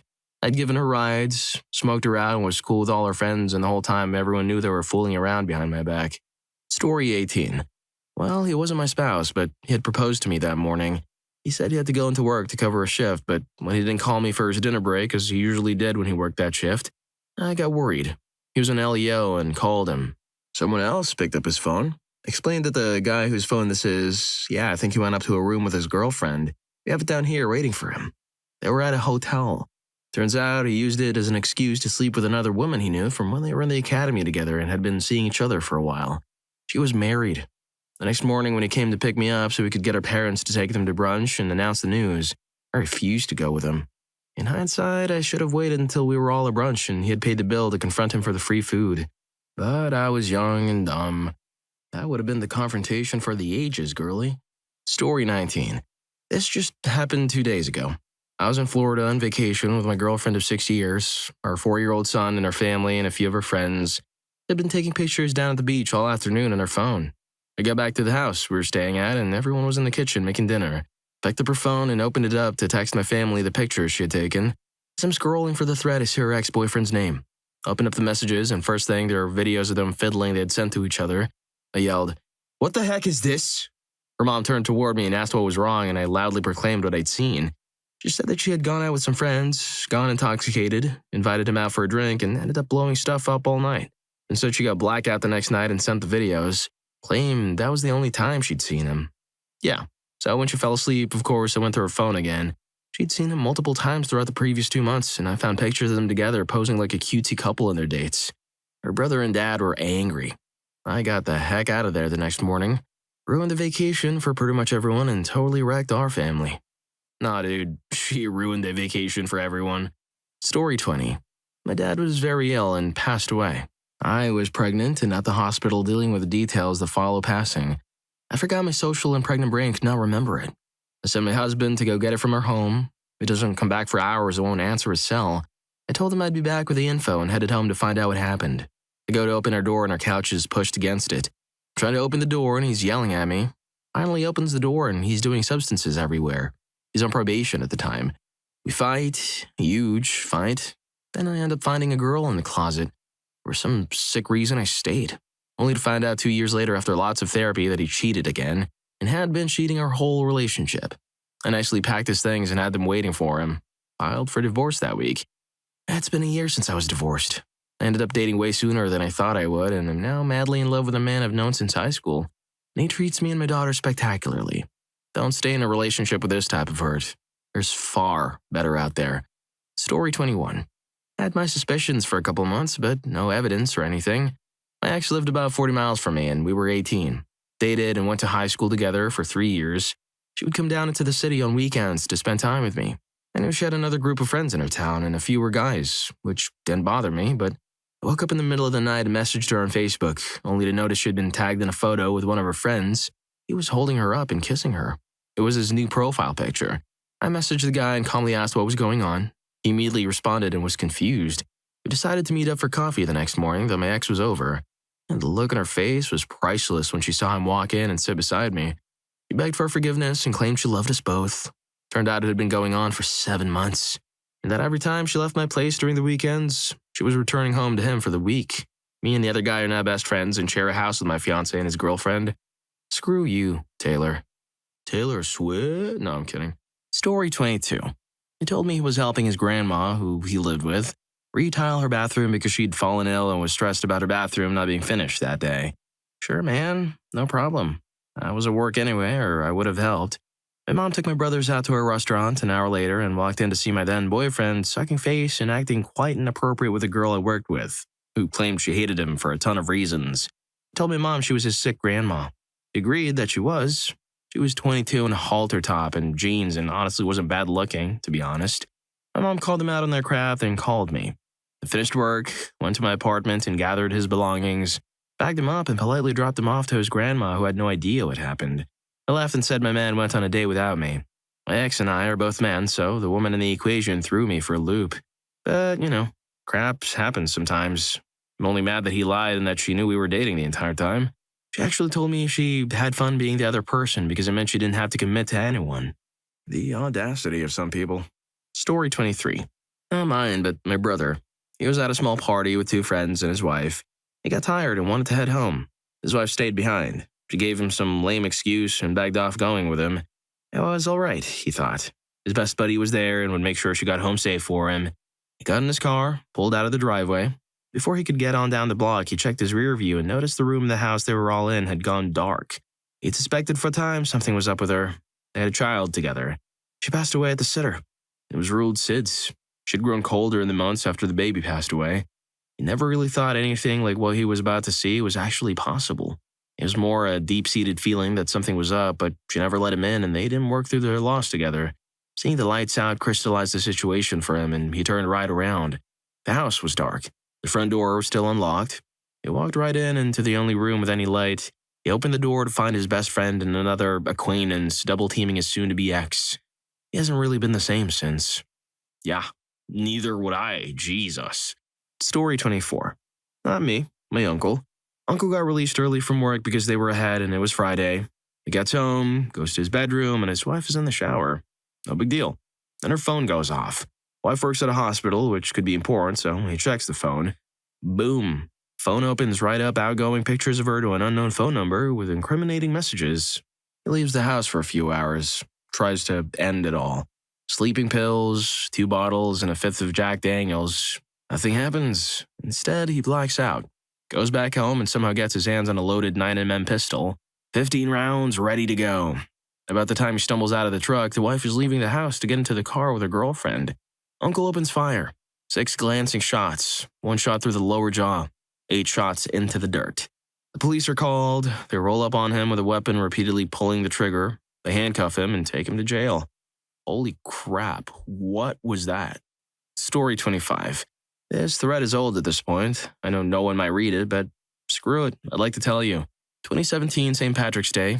My wife says she wants to go to a party with friends from work, a couple that we know. I tell her that I have finals on Monday. Full-time dual bachelors and full-time work, so I'm going to pass. She still wants to go. I give her money and say, have fun. That night, she stops responding to texts about 1-ish. Mind you, I don't really text often to check on her because I appreciate the free time. I check the Find My Friend thing. We both had it on knowingly, and it's turned off. I know she doesn't know how to do that crap, so I'm worrying about going to check her iPad to get her to find my iPhone. The password has changed. Check her laptop, same. So I'm starting to get suspicious. I'm going in the room and notice her Apple Watch. I check in and it had messages since last sync, so I check, and there's a long text conversation dating back a few weeks with an unsaved number. That raised a flag, so I read it. Turns out it's her coworker's single dude, and she was out with him and he left his address. So I drove there, got to the address, and sure as crap, my car was in the parking spot, so I took a pic and sent it to her and told her to come out. She didn't. Thought about going in there and doing stupid crap in the heat of the moment, but I thought about how I wouldn't want to be in prison over her, so I just went home. Then she called and tried to deny it. I tried to see it her way, but every way I look at it, she was the complete schmuck in the story. Story 26. I met this girl who was working the late shift at a store. We flirted a few times, eventually exchanged numbers, and started sleeping together.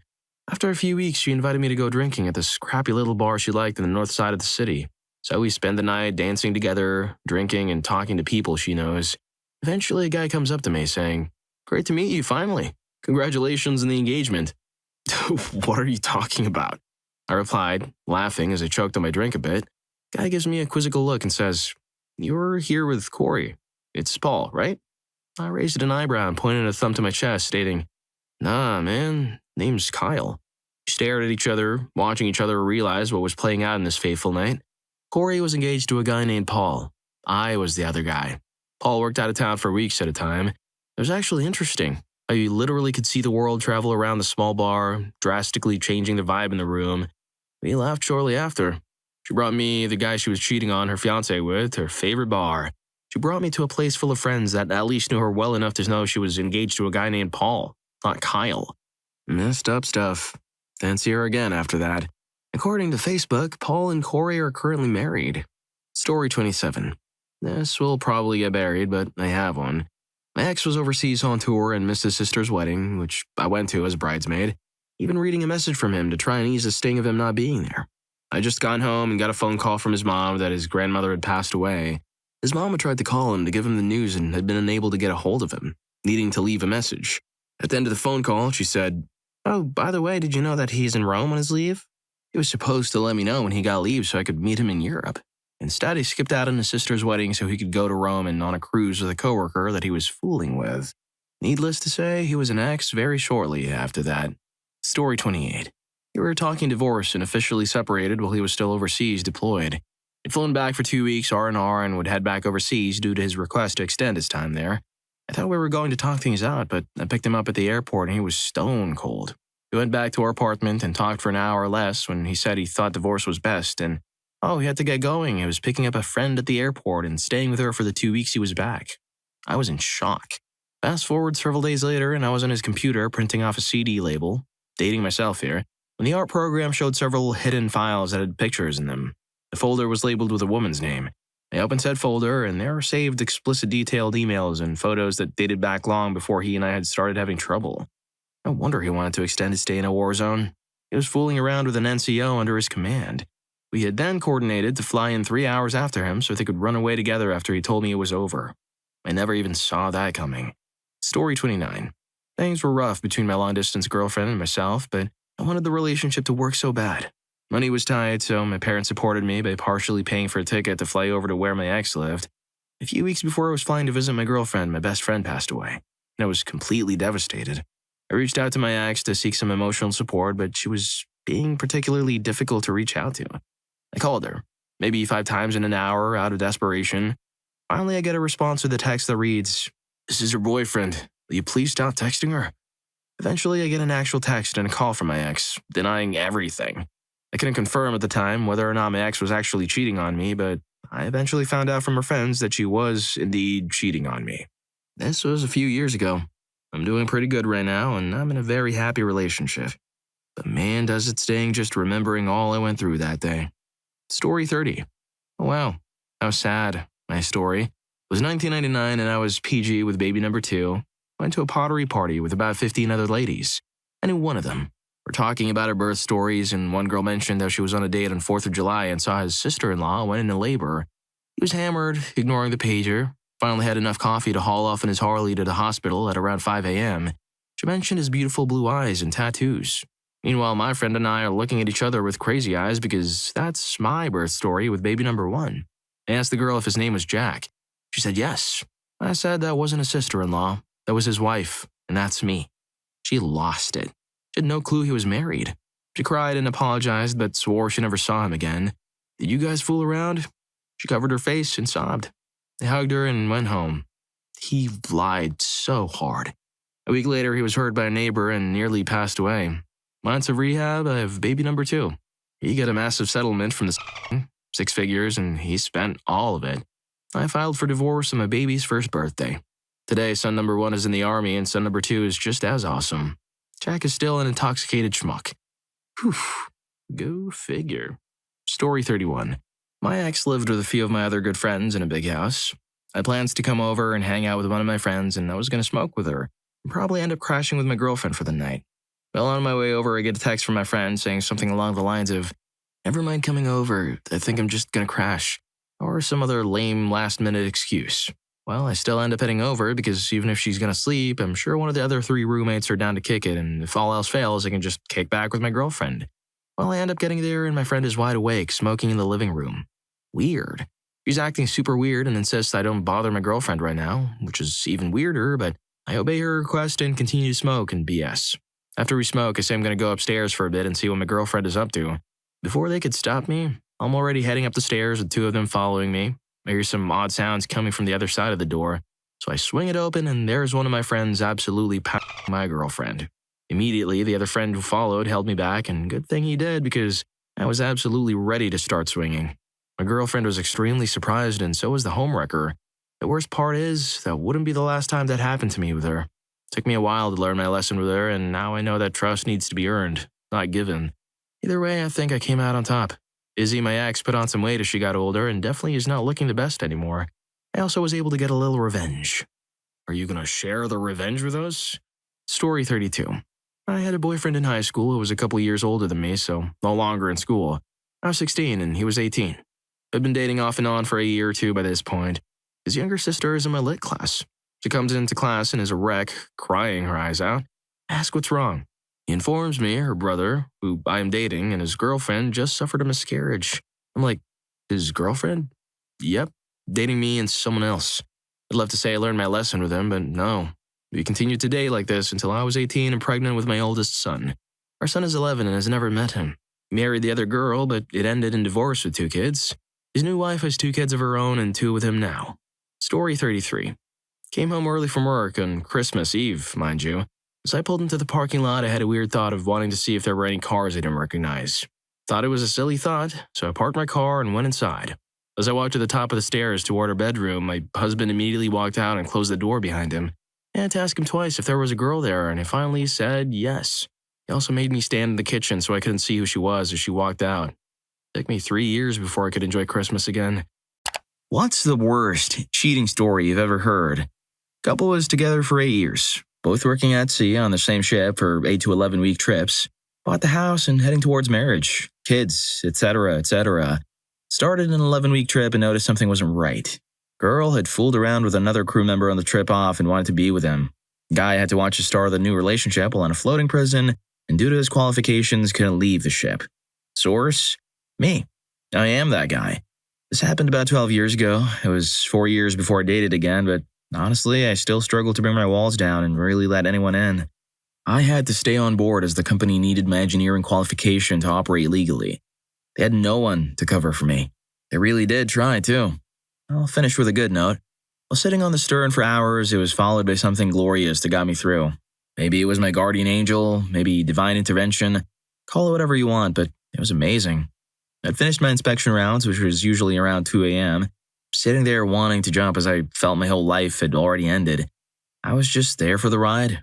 I must have entered a trance-like state as the next thing I looked up from the rushing water to see the sun just starting to peak over the horizon, showing one of the best sunrises I'd ever seen. Dolphins were hanging around below me.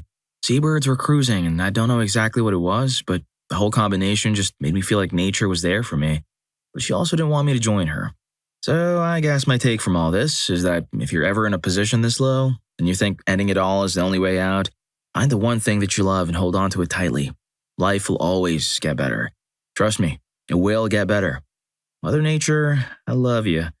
Story 2. My bio-mom's best friend was diagnosed with stage 4 lung cancer. We moved her husband, and her daughter in with us. My mom slept with her husband and got pregnant, so they put her in a nursing home to pass away all alone, just so they wouldn't have to deal with the consequences. She was hours away as well, so her daughter, who was 10 at the time, was unable to visit her. She passed away alone because she went to her best friend for help. I don't speak to my bio-mom anymore. After her friend's passing, she showed off her brand new car, bought with the life insurance money. She married her husband. At the time, her best friend also had a 19-year-old daughter who was homeless with a toddler. I felt so sick sitting in the car listening to her brag about how nice it was and how she finally got the car she deserved. Some people are disgusting. My bio-mom was a counselor, and the way she even met this best friend of hers was through the daughter who was 19 with a toddler. They met when said daughter was 13. My bio-mom was her caseworker for mental health support. She crossed a huge professional boundary doing this. On top of that, she came into this girl's life to help her and ended up hurting her so badly. Her mom, who passed, wasn't the only victim here. My bio-mom was also married. There are other children involved, etc. So many people were hurt by this. It's truly sickening. To be honest, during my bio-mom's pregnancy, her mom also got stage 4 lung cancer. She passed away within 7 weeks and never met my bio-mom's baby. I feel like it was her fault, in a sense. I truly believe karma can and will get you through loved ones. Story 3. I was an IT contractor for the Department of Defense, NMCI for those curious. We got a keyword alert in an email conversation, then more. Same folks involved. So we went and checked out the email and the email thread. Turns out it was a senior chief who was talking to nearly half a dozen women under his chain of command that he was having affairs with, multiples of which were pregnant with his children. He, of course, was married, having 4 kids with his wife.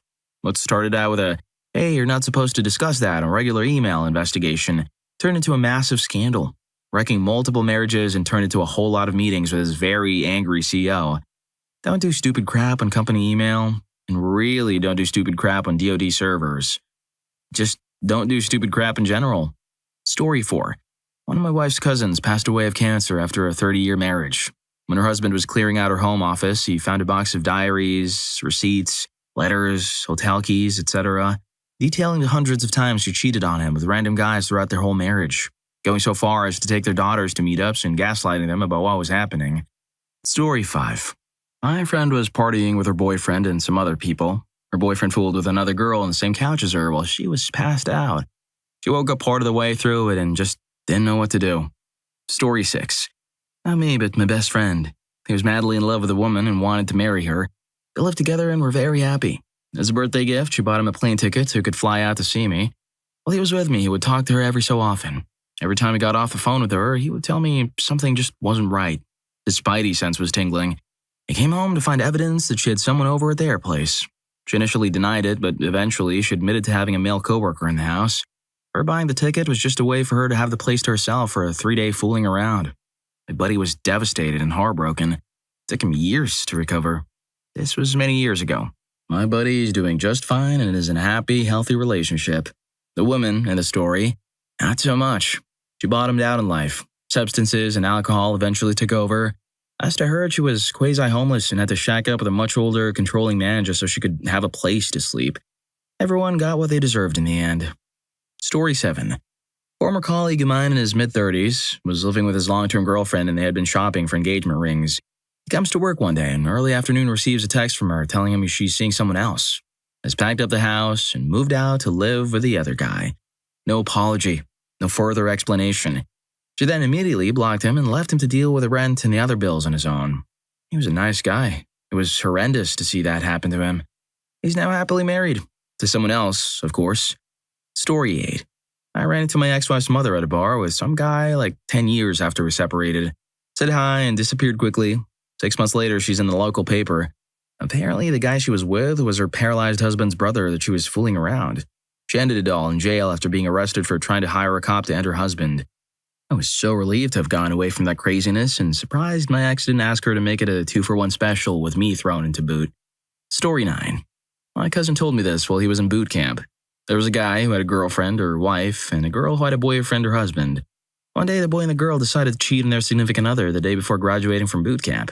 A sergeant, who was a family man and didn't approve of people who cheated on their significant others, saw them kissing. And he had them call their significant other to tell them that they wouldn't be graduating from boot camp and needed to start from day one of boot camp because they chose to cheat on their significant other. Oh my gosh. Justice. Story 10. My friend's husband hired a street worker for $40 when my friend was a few weeks postpartum with her baby. He invited the street worker over to their house while taking care of their baby and had intimacy in their bed. My friend found out later because he was missing from the school where they both worked, and she found out he had been arrested or detained or something.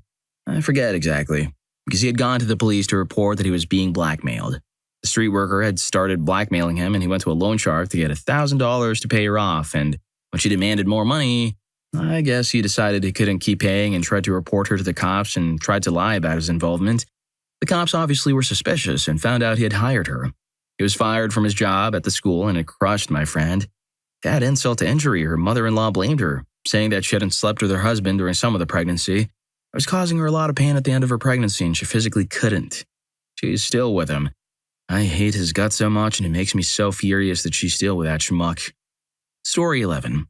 Not so much cheating, but this guy I personally knew when I was running around in the streets had about 5 women, all older, all with their own homes, either cheating on their husbands with him or divorced. That's not the worst part, though. He admitted to me that he would purposely seek out oldish, lonely women, got them on substances like he was, specifically so he'd have these women rely on him for their substances, and he'd have a bed to fall into every night or could ask them for money whenever he needed it. He was willfully and knowingly getting these middle or upper-class women with no real experience with substances or the street life, little by little so he could use them for his personal gain.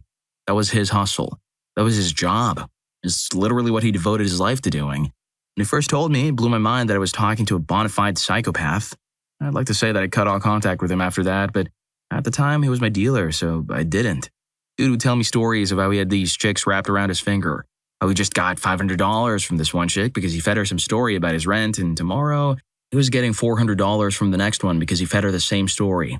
And the night after that, he had to go sleep with number 3 because her husband wouldn't be there.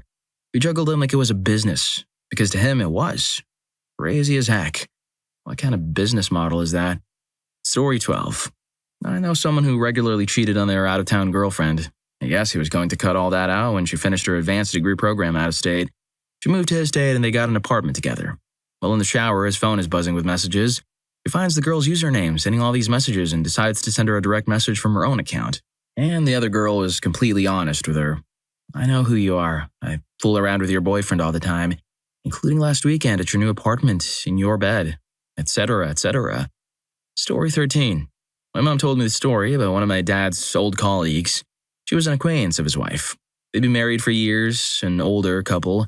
He cheated on her with an 18-year-old. In a fit of rage, she bought a new car, new clothes, and threw a few enormous parties. When the anger passed, she became severely depressed and ended it all. They found her in the entrance of their house.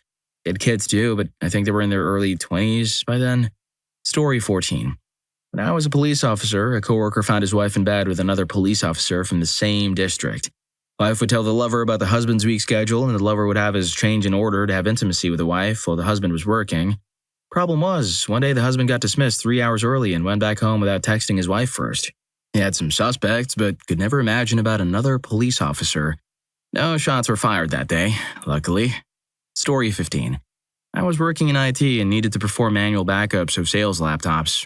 Long story short, I found dozens of pics and videos of 2 coworkers getting it on in a company-provided hotel room. They left nothing to the imagination. The guy also saved screenshots of texts between him and his wife. She had found out about the affair and was in the process of divorcing him. It was really messy. Kids involved and all that. Sat him down and told him I found crap that shouldn't be on company property. He turned white as a ghost. But I told him I'd keep it between us, which I did. Data was deleted and that was it, about it. Oh yeah, my best friend or best man at my wedding slept with my married sister at my wedding night too. That's a story about cheating I'll never forget. Turns out a full open bar at the reception wasn't the best idea. Story 16. My ex-partner let me raise her kid for 4 years while cheating on me with his father the whole time. Let me propose, to which she said yes.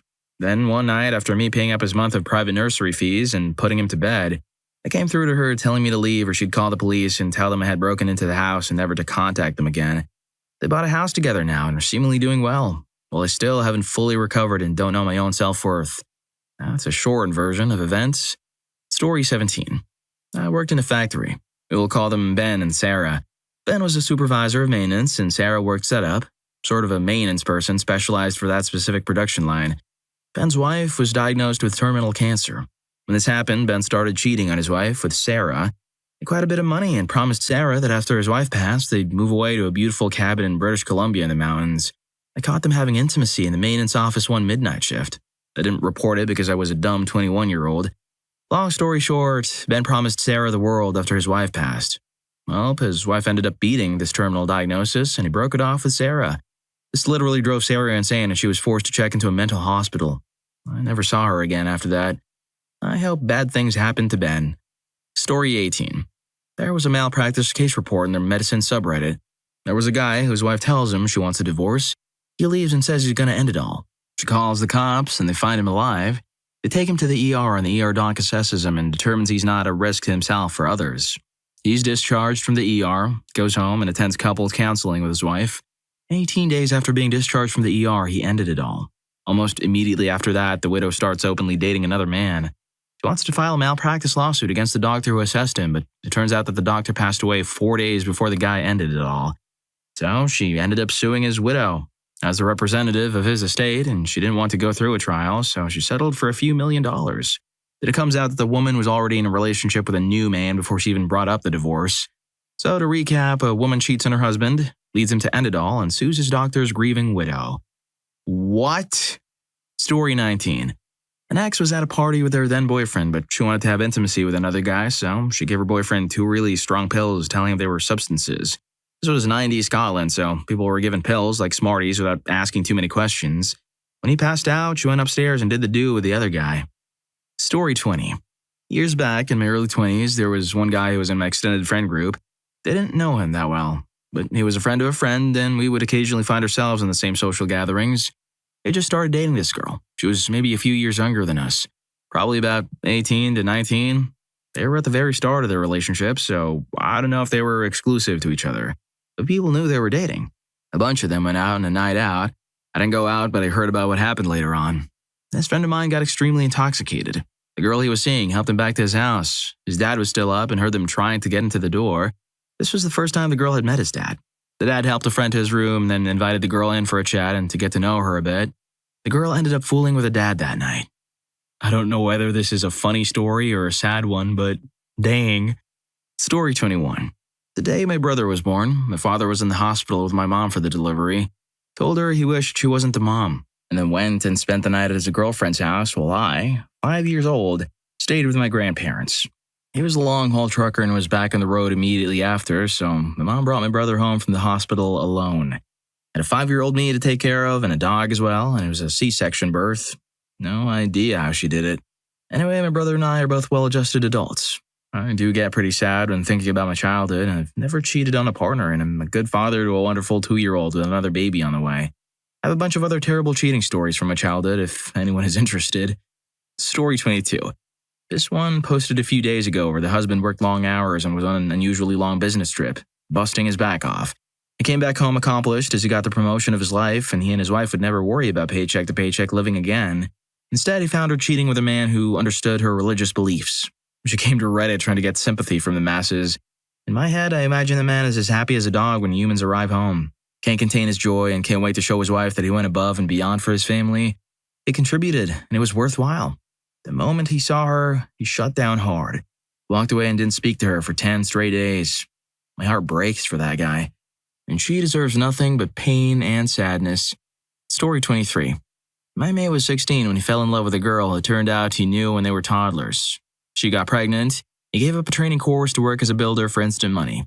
He was so happy, so excited for the future.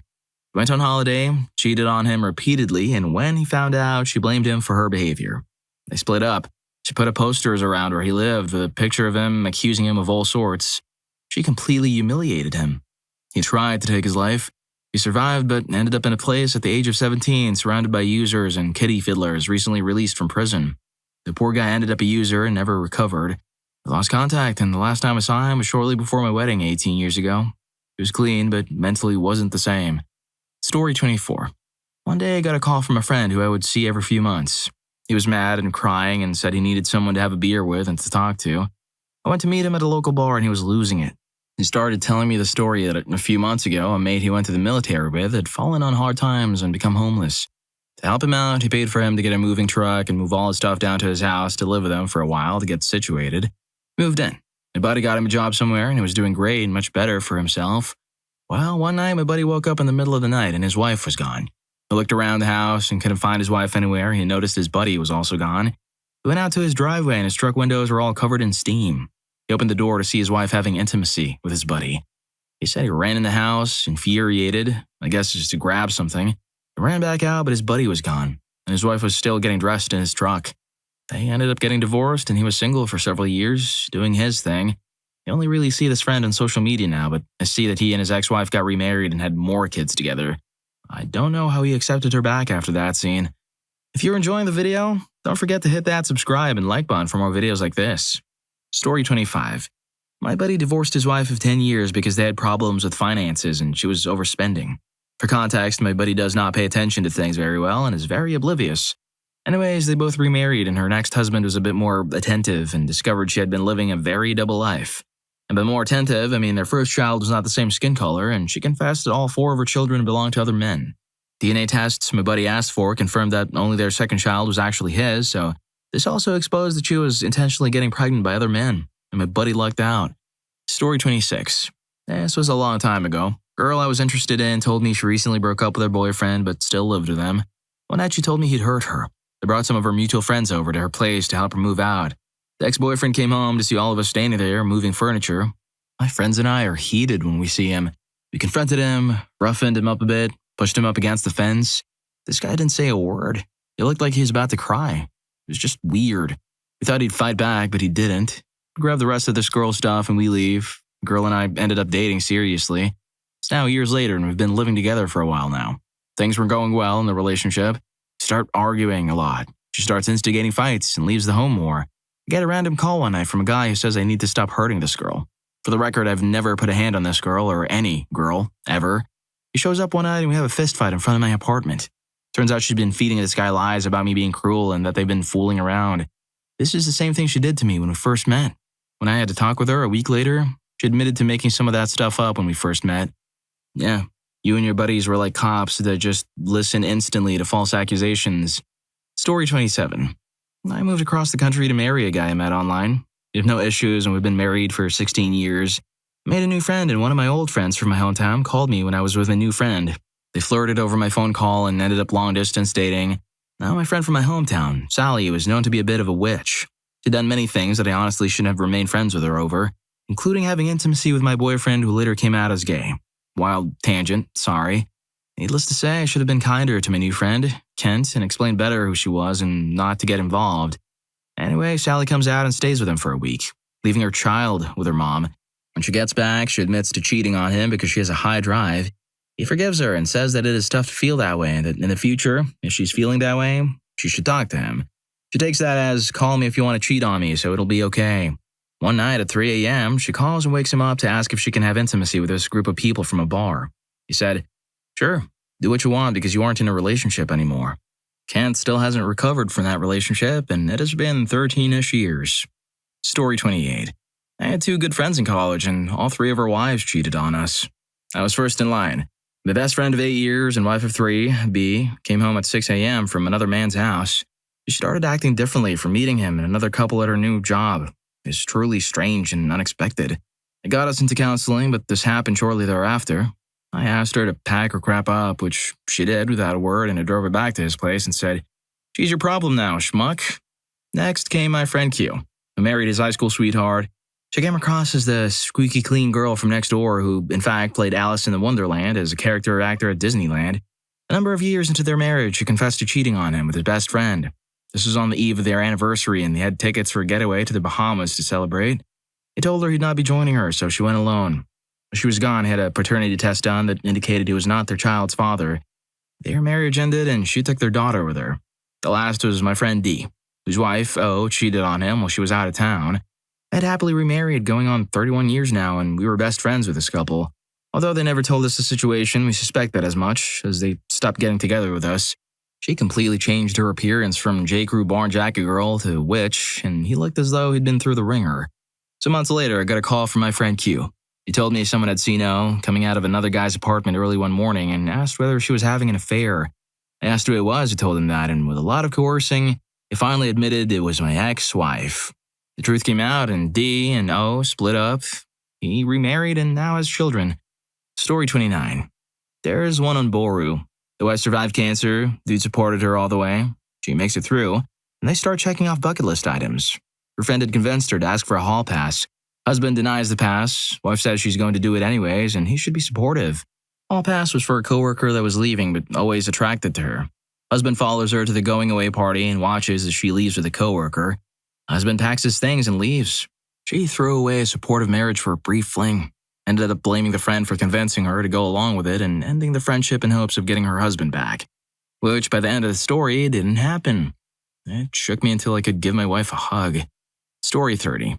A good friend of mine was a doctor who took over his father's private practice when he retired. His wife was a med student when they first started dating. 10 years younger than him, one of the most intelligent and beautiful person I ever met. When she graduated, they became associates, and under her management, the practice grew to 4 associates and 6 contracted doctors. Truly an amazing person, highly competent, born leader, funny, the list goes on. But my friend no longer felt like the center of attention, so he quit being a doctor to become an influencer. You can imagine how that went. When that failed, he went and started an affair with a 19-year-old nurse in training who worked for his wife. She learned of the affair when the girl's mother knocked on her door. The man could have been happy, doing one of the most well-regarded jobs in the world while appreciating that his amazing wife was making everything around him better, but now he had to make this dream of a life a nightmare because of his overinflated ego. Story 31. How about that angel of a woman, for everyone who knew her, who was slowly ending her husband having swapped his meds?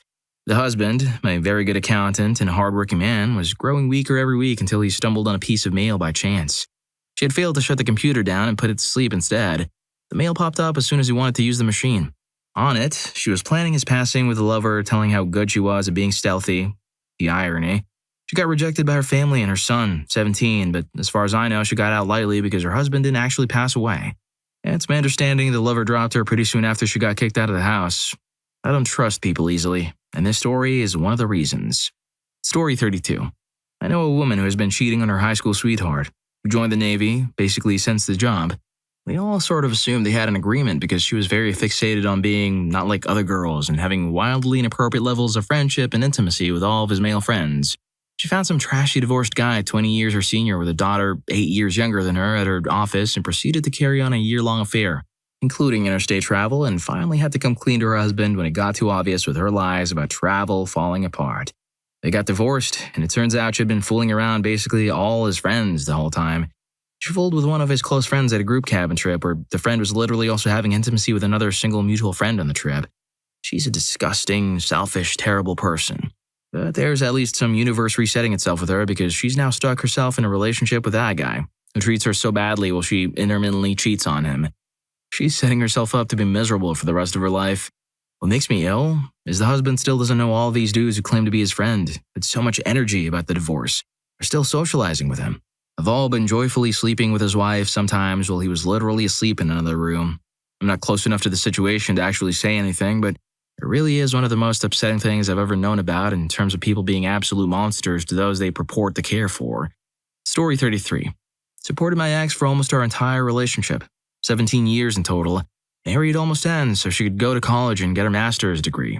Throughout that time, I'd always been suspicious because she would be gone longer than usual sometimes, or I just didn't know where she went. I was working a lot to cover everything. She gets her master's and her first job in years and starts immediately having an affair with a guy at work. She drained her accounts and left me with the kids, stating he showed her what a real life could be. This guy was also married and his wife worked with him as well. it did not end well for them. Story 34. Not me, but a friend of a friend's wife, soon to be ex-wife, faked having cancer and getting treatments at the hospital for 4 months to be with her lover. She went as far as shaving her own head and telling my friend that she was going in for chemotherapy and tests, but no one else could come because she was immunocompromised. She was caught with my friend's uncle, who himself had cancer, said something sounded fishy, and told her to call the hospital she allegedly was getting treatment at. They called the hospital and were told that she wasn't in the system. Girl came half clean when confronted, but didn't tell the whole story. An incredibly crappy person. Definitely one of the most messed up cheating stories I've heard. Story 35. Not me, but my best friend was dating this girl, and they were both playing a virtual reality game where the phone of each player was needed to log in, and she had the game set on so she couldn't see anything except what was being shown through the screen, and apparently the guy she was talking to, his text pop up about how they had an amazing time and how they can't wait to have intimacy again, and he was heartbroken. Then he continued the game until everything was over, and then in a smart manner while she was playing and busy with the game, he took screenshots of the text from his phone, so that was kind of a big point, and then they broke up. New girlfriend is someone who I absolutely adore. She's a sweetheart, and my husband and I have met her and my best friend and had like a double date, and she has a very cool chick. Totally his type because I've known this guy for like 9 years, so I know him, and she's perfect for him. Story 36. This is a bad one. It was a friend's friend from the UK and his bride-to-be. They're getting married and decide to have their hen and stag parties in Amsterdam, going out drinking around the city as separate groups and meeting back up at the end of the night. The whole of their close relations are there. Siblings, parents, loads of friends, etc. During the night, the separate parties divide into friendship groups and go their own ways. The groom gets pressured by his friends to sleep with the street workers before he finally settles down. Legal in Amsterdam. It has a bustling red light district, but stays faithful and doesn't actually do anything. The bride hears in the grapevine that her groom is shopping for street workers, and after getting very intoxicated and encouraged by her friends, they go to a club with rooms that have holes. Her friends pay, and she does so, finishing it off, both her and her friends in the room finding it all hilarious. You can pay a small fee to lift a screen and reveal the person in the next room, so at the end, her friend has the screen lifted. On the other side was her dad. Her freaking dad. Got a long story short, she has some sort of nervous breakdown or mental episode on the spot and ends up in hospital for nearly 2 days. The wedding is canceled. The husband dumps her parents divorce. The family basically tears itself apart over the course of the next week. Oh my gosh. Sounds like a story from a comedy show, but geez. Story 37. My ex-boyfriend and I had decided to move to Las Vegas together from Missouri. Had a job offer out there, so I found a job too. We went out and located an apartment, everything set to go. Though I thought our relationship was pretty stable then, he confirmed later that he was happy. We had some breakups and he had talked a lot of crap about me to his coworkers, so I declined to attend the going-away party his work friends threw. Instead, I spent the evening doing our laundry before packing it up and sewing up some things he had ripped. Naturally, he decided to sleep with one of his coworkers while I was doing this. I woke up in the middle of the night and he still wasn't home. Didn't answer any calls or texts. I freaked out, called hospitals, jails, looking for him. Finally went to the bar and found his car there, but not him. When he returned home, he lied, but it got him to confess he cheated. I jumped onto his lap and started swatting at him like an irritated cat does to an irritated dog. I didn't hurt him or anything, but shouldn't have done even that because soon after he realized that I had hidden the money we'd been saving up together for the move, I told him I would need some time to divide it up, that since he broke our agreement, I would take whatever I needed for the deposit in an apartment and give him the rest. I was pretty flush for the signing bonus, paid out vacation time, etc., so I didn't really need much, but he demanded I turn it all over to him right then. When I refused, he called the cops about it. They didn't care about the money, so I told them I hurt him. When they came, they asked if I put my hands on him in any way. I confessed I had, and they took me in for 12 hours in a technicality. They were very cool about it, fully realized how ridiculous it was, and let me call as many people as I needed to. I missed my own going-away party because I was in jail. I kept all the money after that, maybe $1,200, and his sister started blasting me on Facebook about what an awful witch I am because he had to borrow money from her. He's married in Texas now, probably cheats on his wife too. I found out later this wasn't his first time, so glad to be rid of that giant poop. Story 38. My mother-in-law's story. She had an affair for 4 years with a doctor at the hospital. She had a stay-at-home husband who did it all and 4 kids at home. 4 years. The worst part? He was loaded. He was not. She got the best lawyer, well, he got a state-appointed one. The 2 older kids went with their dad and the 2 small ones went with mom. Guess who had to pay child support? Not her. She messed with those kids' minds, keeping them from their dad. The worst part, she was gone Monday through Saturday for work. Instead of sending them to their dads, she hired a nanny. That's a person with a black heart. Story 39. My ex and I were in a long-distance relationship. I visited him 3 times in 8 months. He had me take pictures of him and the kids while we were out and about, which turned out to be for him to send to her. He didn't pay me back the money I loaned him after he sold his house, as promised. He paid for the Airbnb for 2 months for us to live in after he sold his house.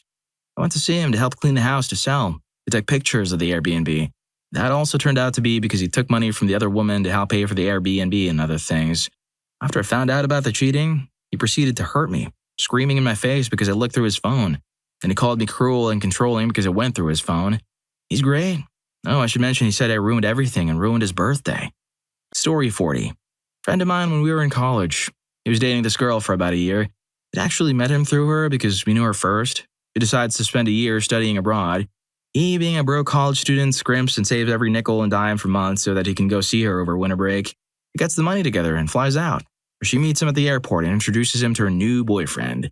The worst part was that because he'd spent pretty much everything he had on the plane tickets, he couldn't afford to get an earlier flight back, nor could he afford to get a hotel, so he just had to spend the 2 weeks hanging out with his now ex and the new dude. That is just cruel. Story 41. Steve and I were friends in high school. He was dating a twin. He was also sleeping with the other twin. We stayed in touch, and 2 years later, he invited me to visit him when he was going to school across the country. While I'm visiting, I learned that his now ex-girlfriend, the twin, had visited him the week before. They said they were still friends. I was gullible. We had intimacy one time, and we knew this thing we had wasn't serious. While I was there, I met one of his friends, and months later, we started dating. No big deal. Steve and I were just friends. We barely talked, but kept in touch. It gets better, I promise. Steve calls me and says how upset he is that I'm dating his friend, saying he hoped maybe you could start something more serious. He's still across the country. I bump into his ex-girlfriend at a bar, in the bathroom. They haven't been together for about 3 years, right? And I mention how Steve was mad at me for dating his friend. Silence. She says, "You know that Steve and I are still together, right?" Story 42. We had a buddy that graduated in our aerospace engineering cadre in school and ended up with a job at Boeing in Seattle. He met a girl and fell madly in love with her. We could tell that there were relationship issues, cheating from the get-go, but he was determined to make it work no matter what. He even agreed to an open relationship as they approached their wedding day. She eventually dumped him 6 months prior, and he was just devastated. He was eventually fired from Boeing and ended up back in our old college town, scooping ice cream at a local shop and reliving his old college days.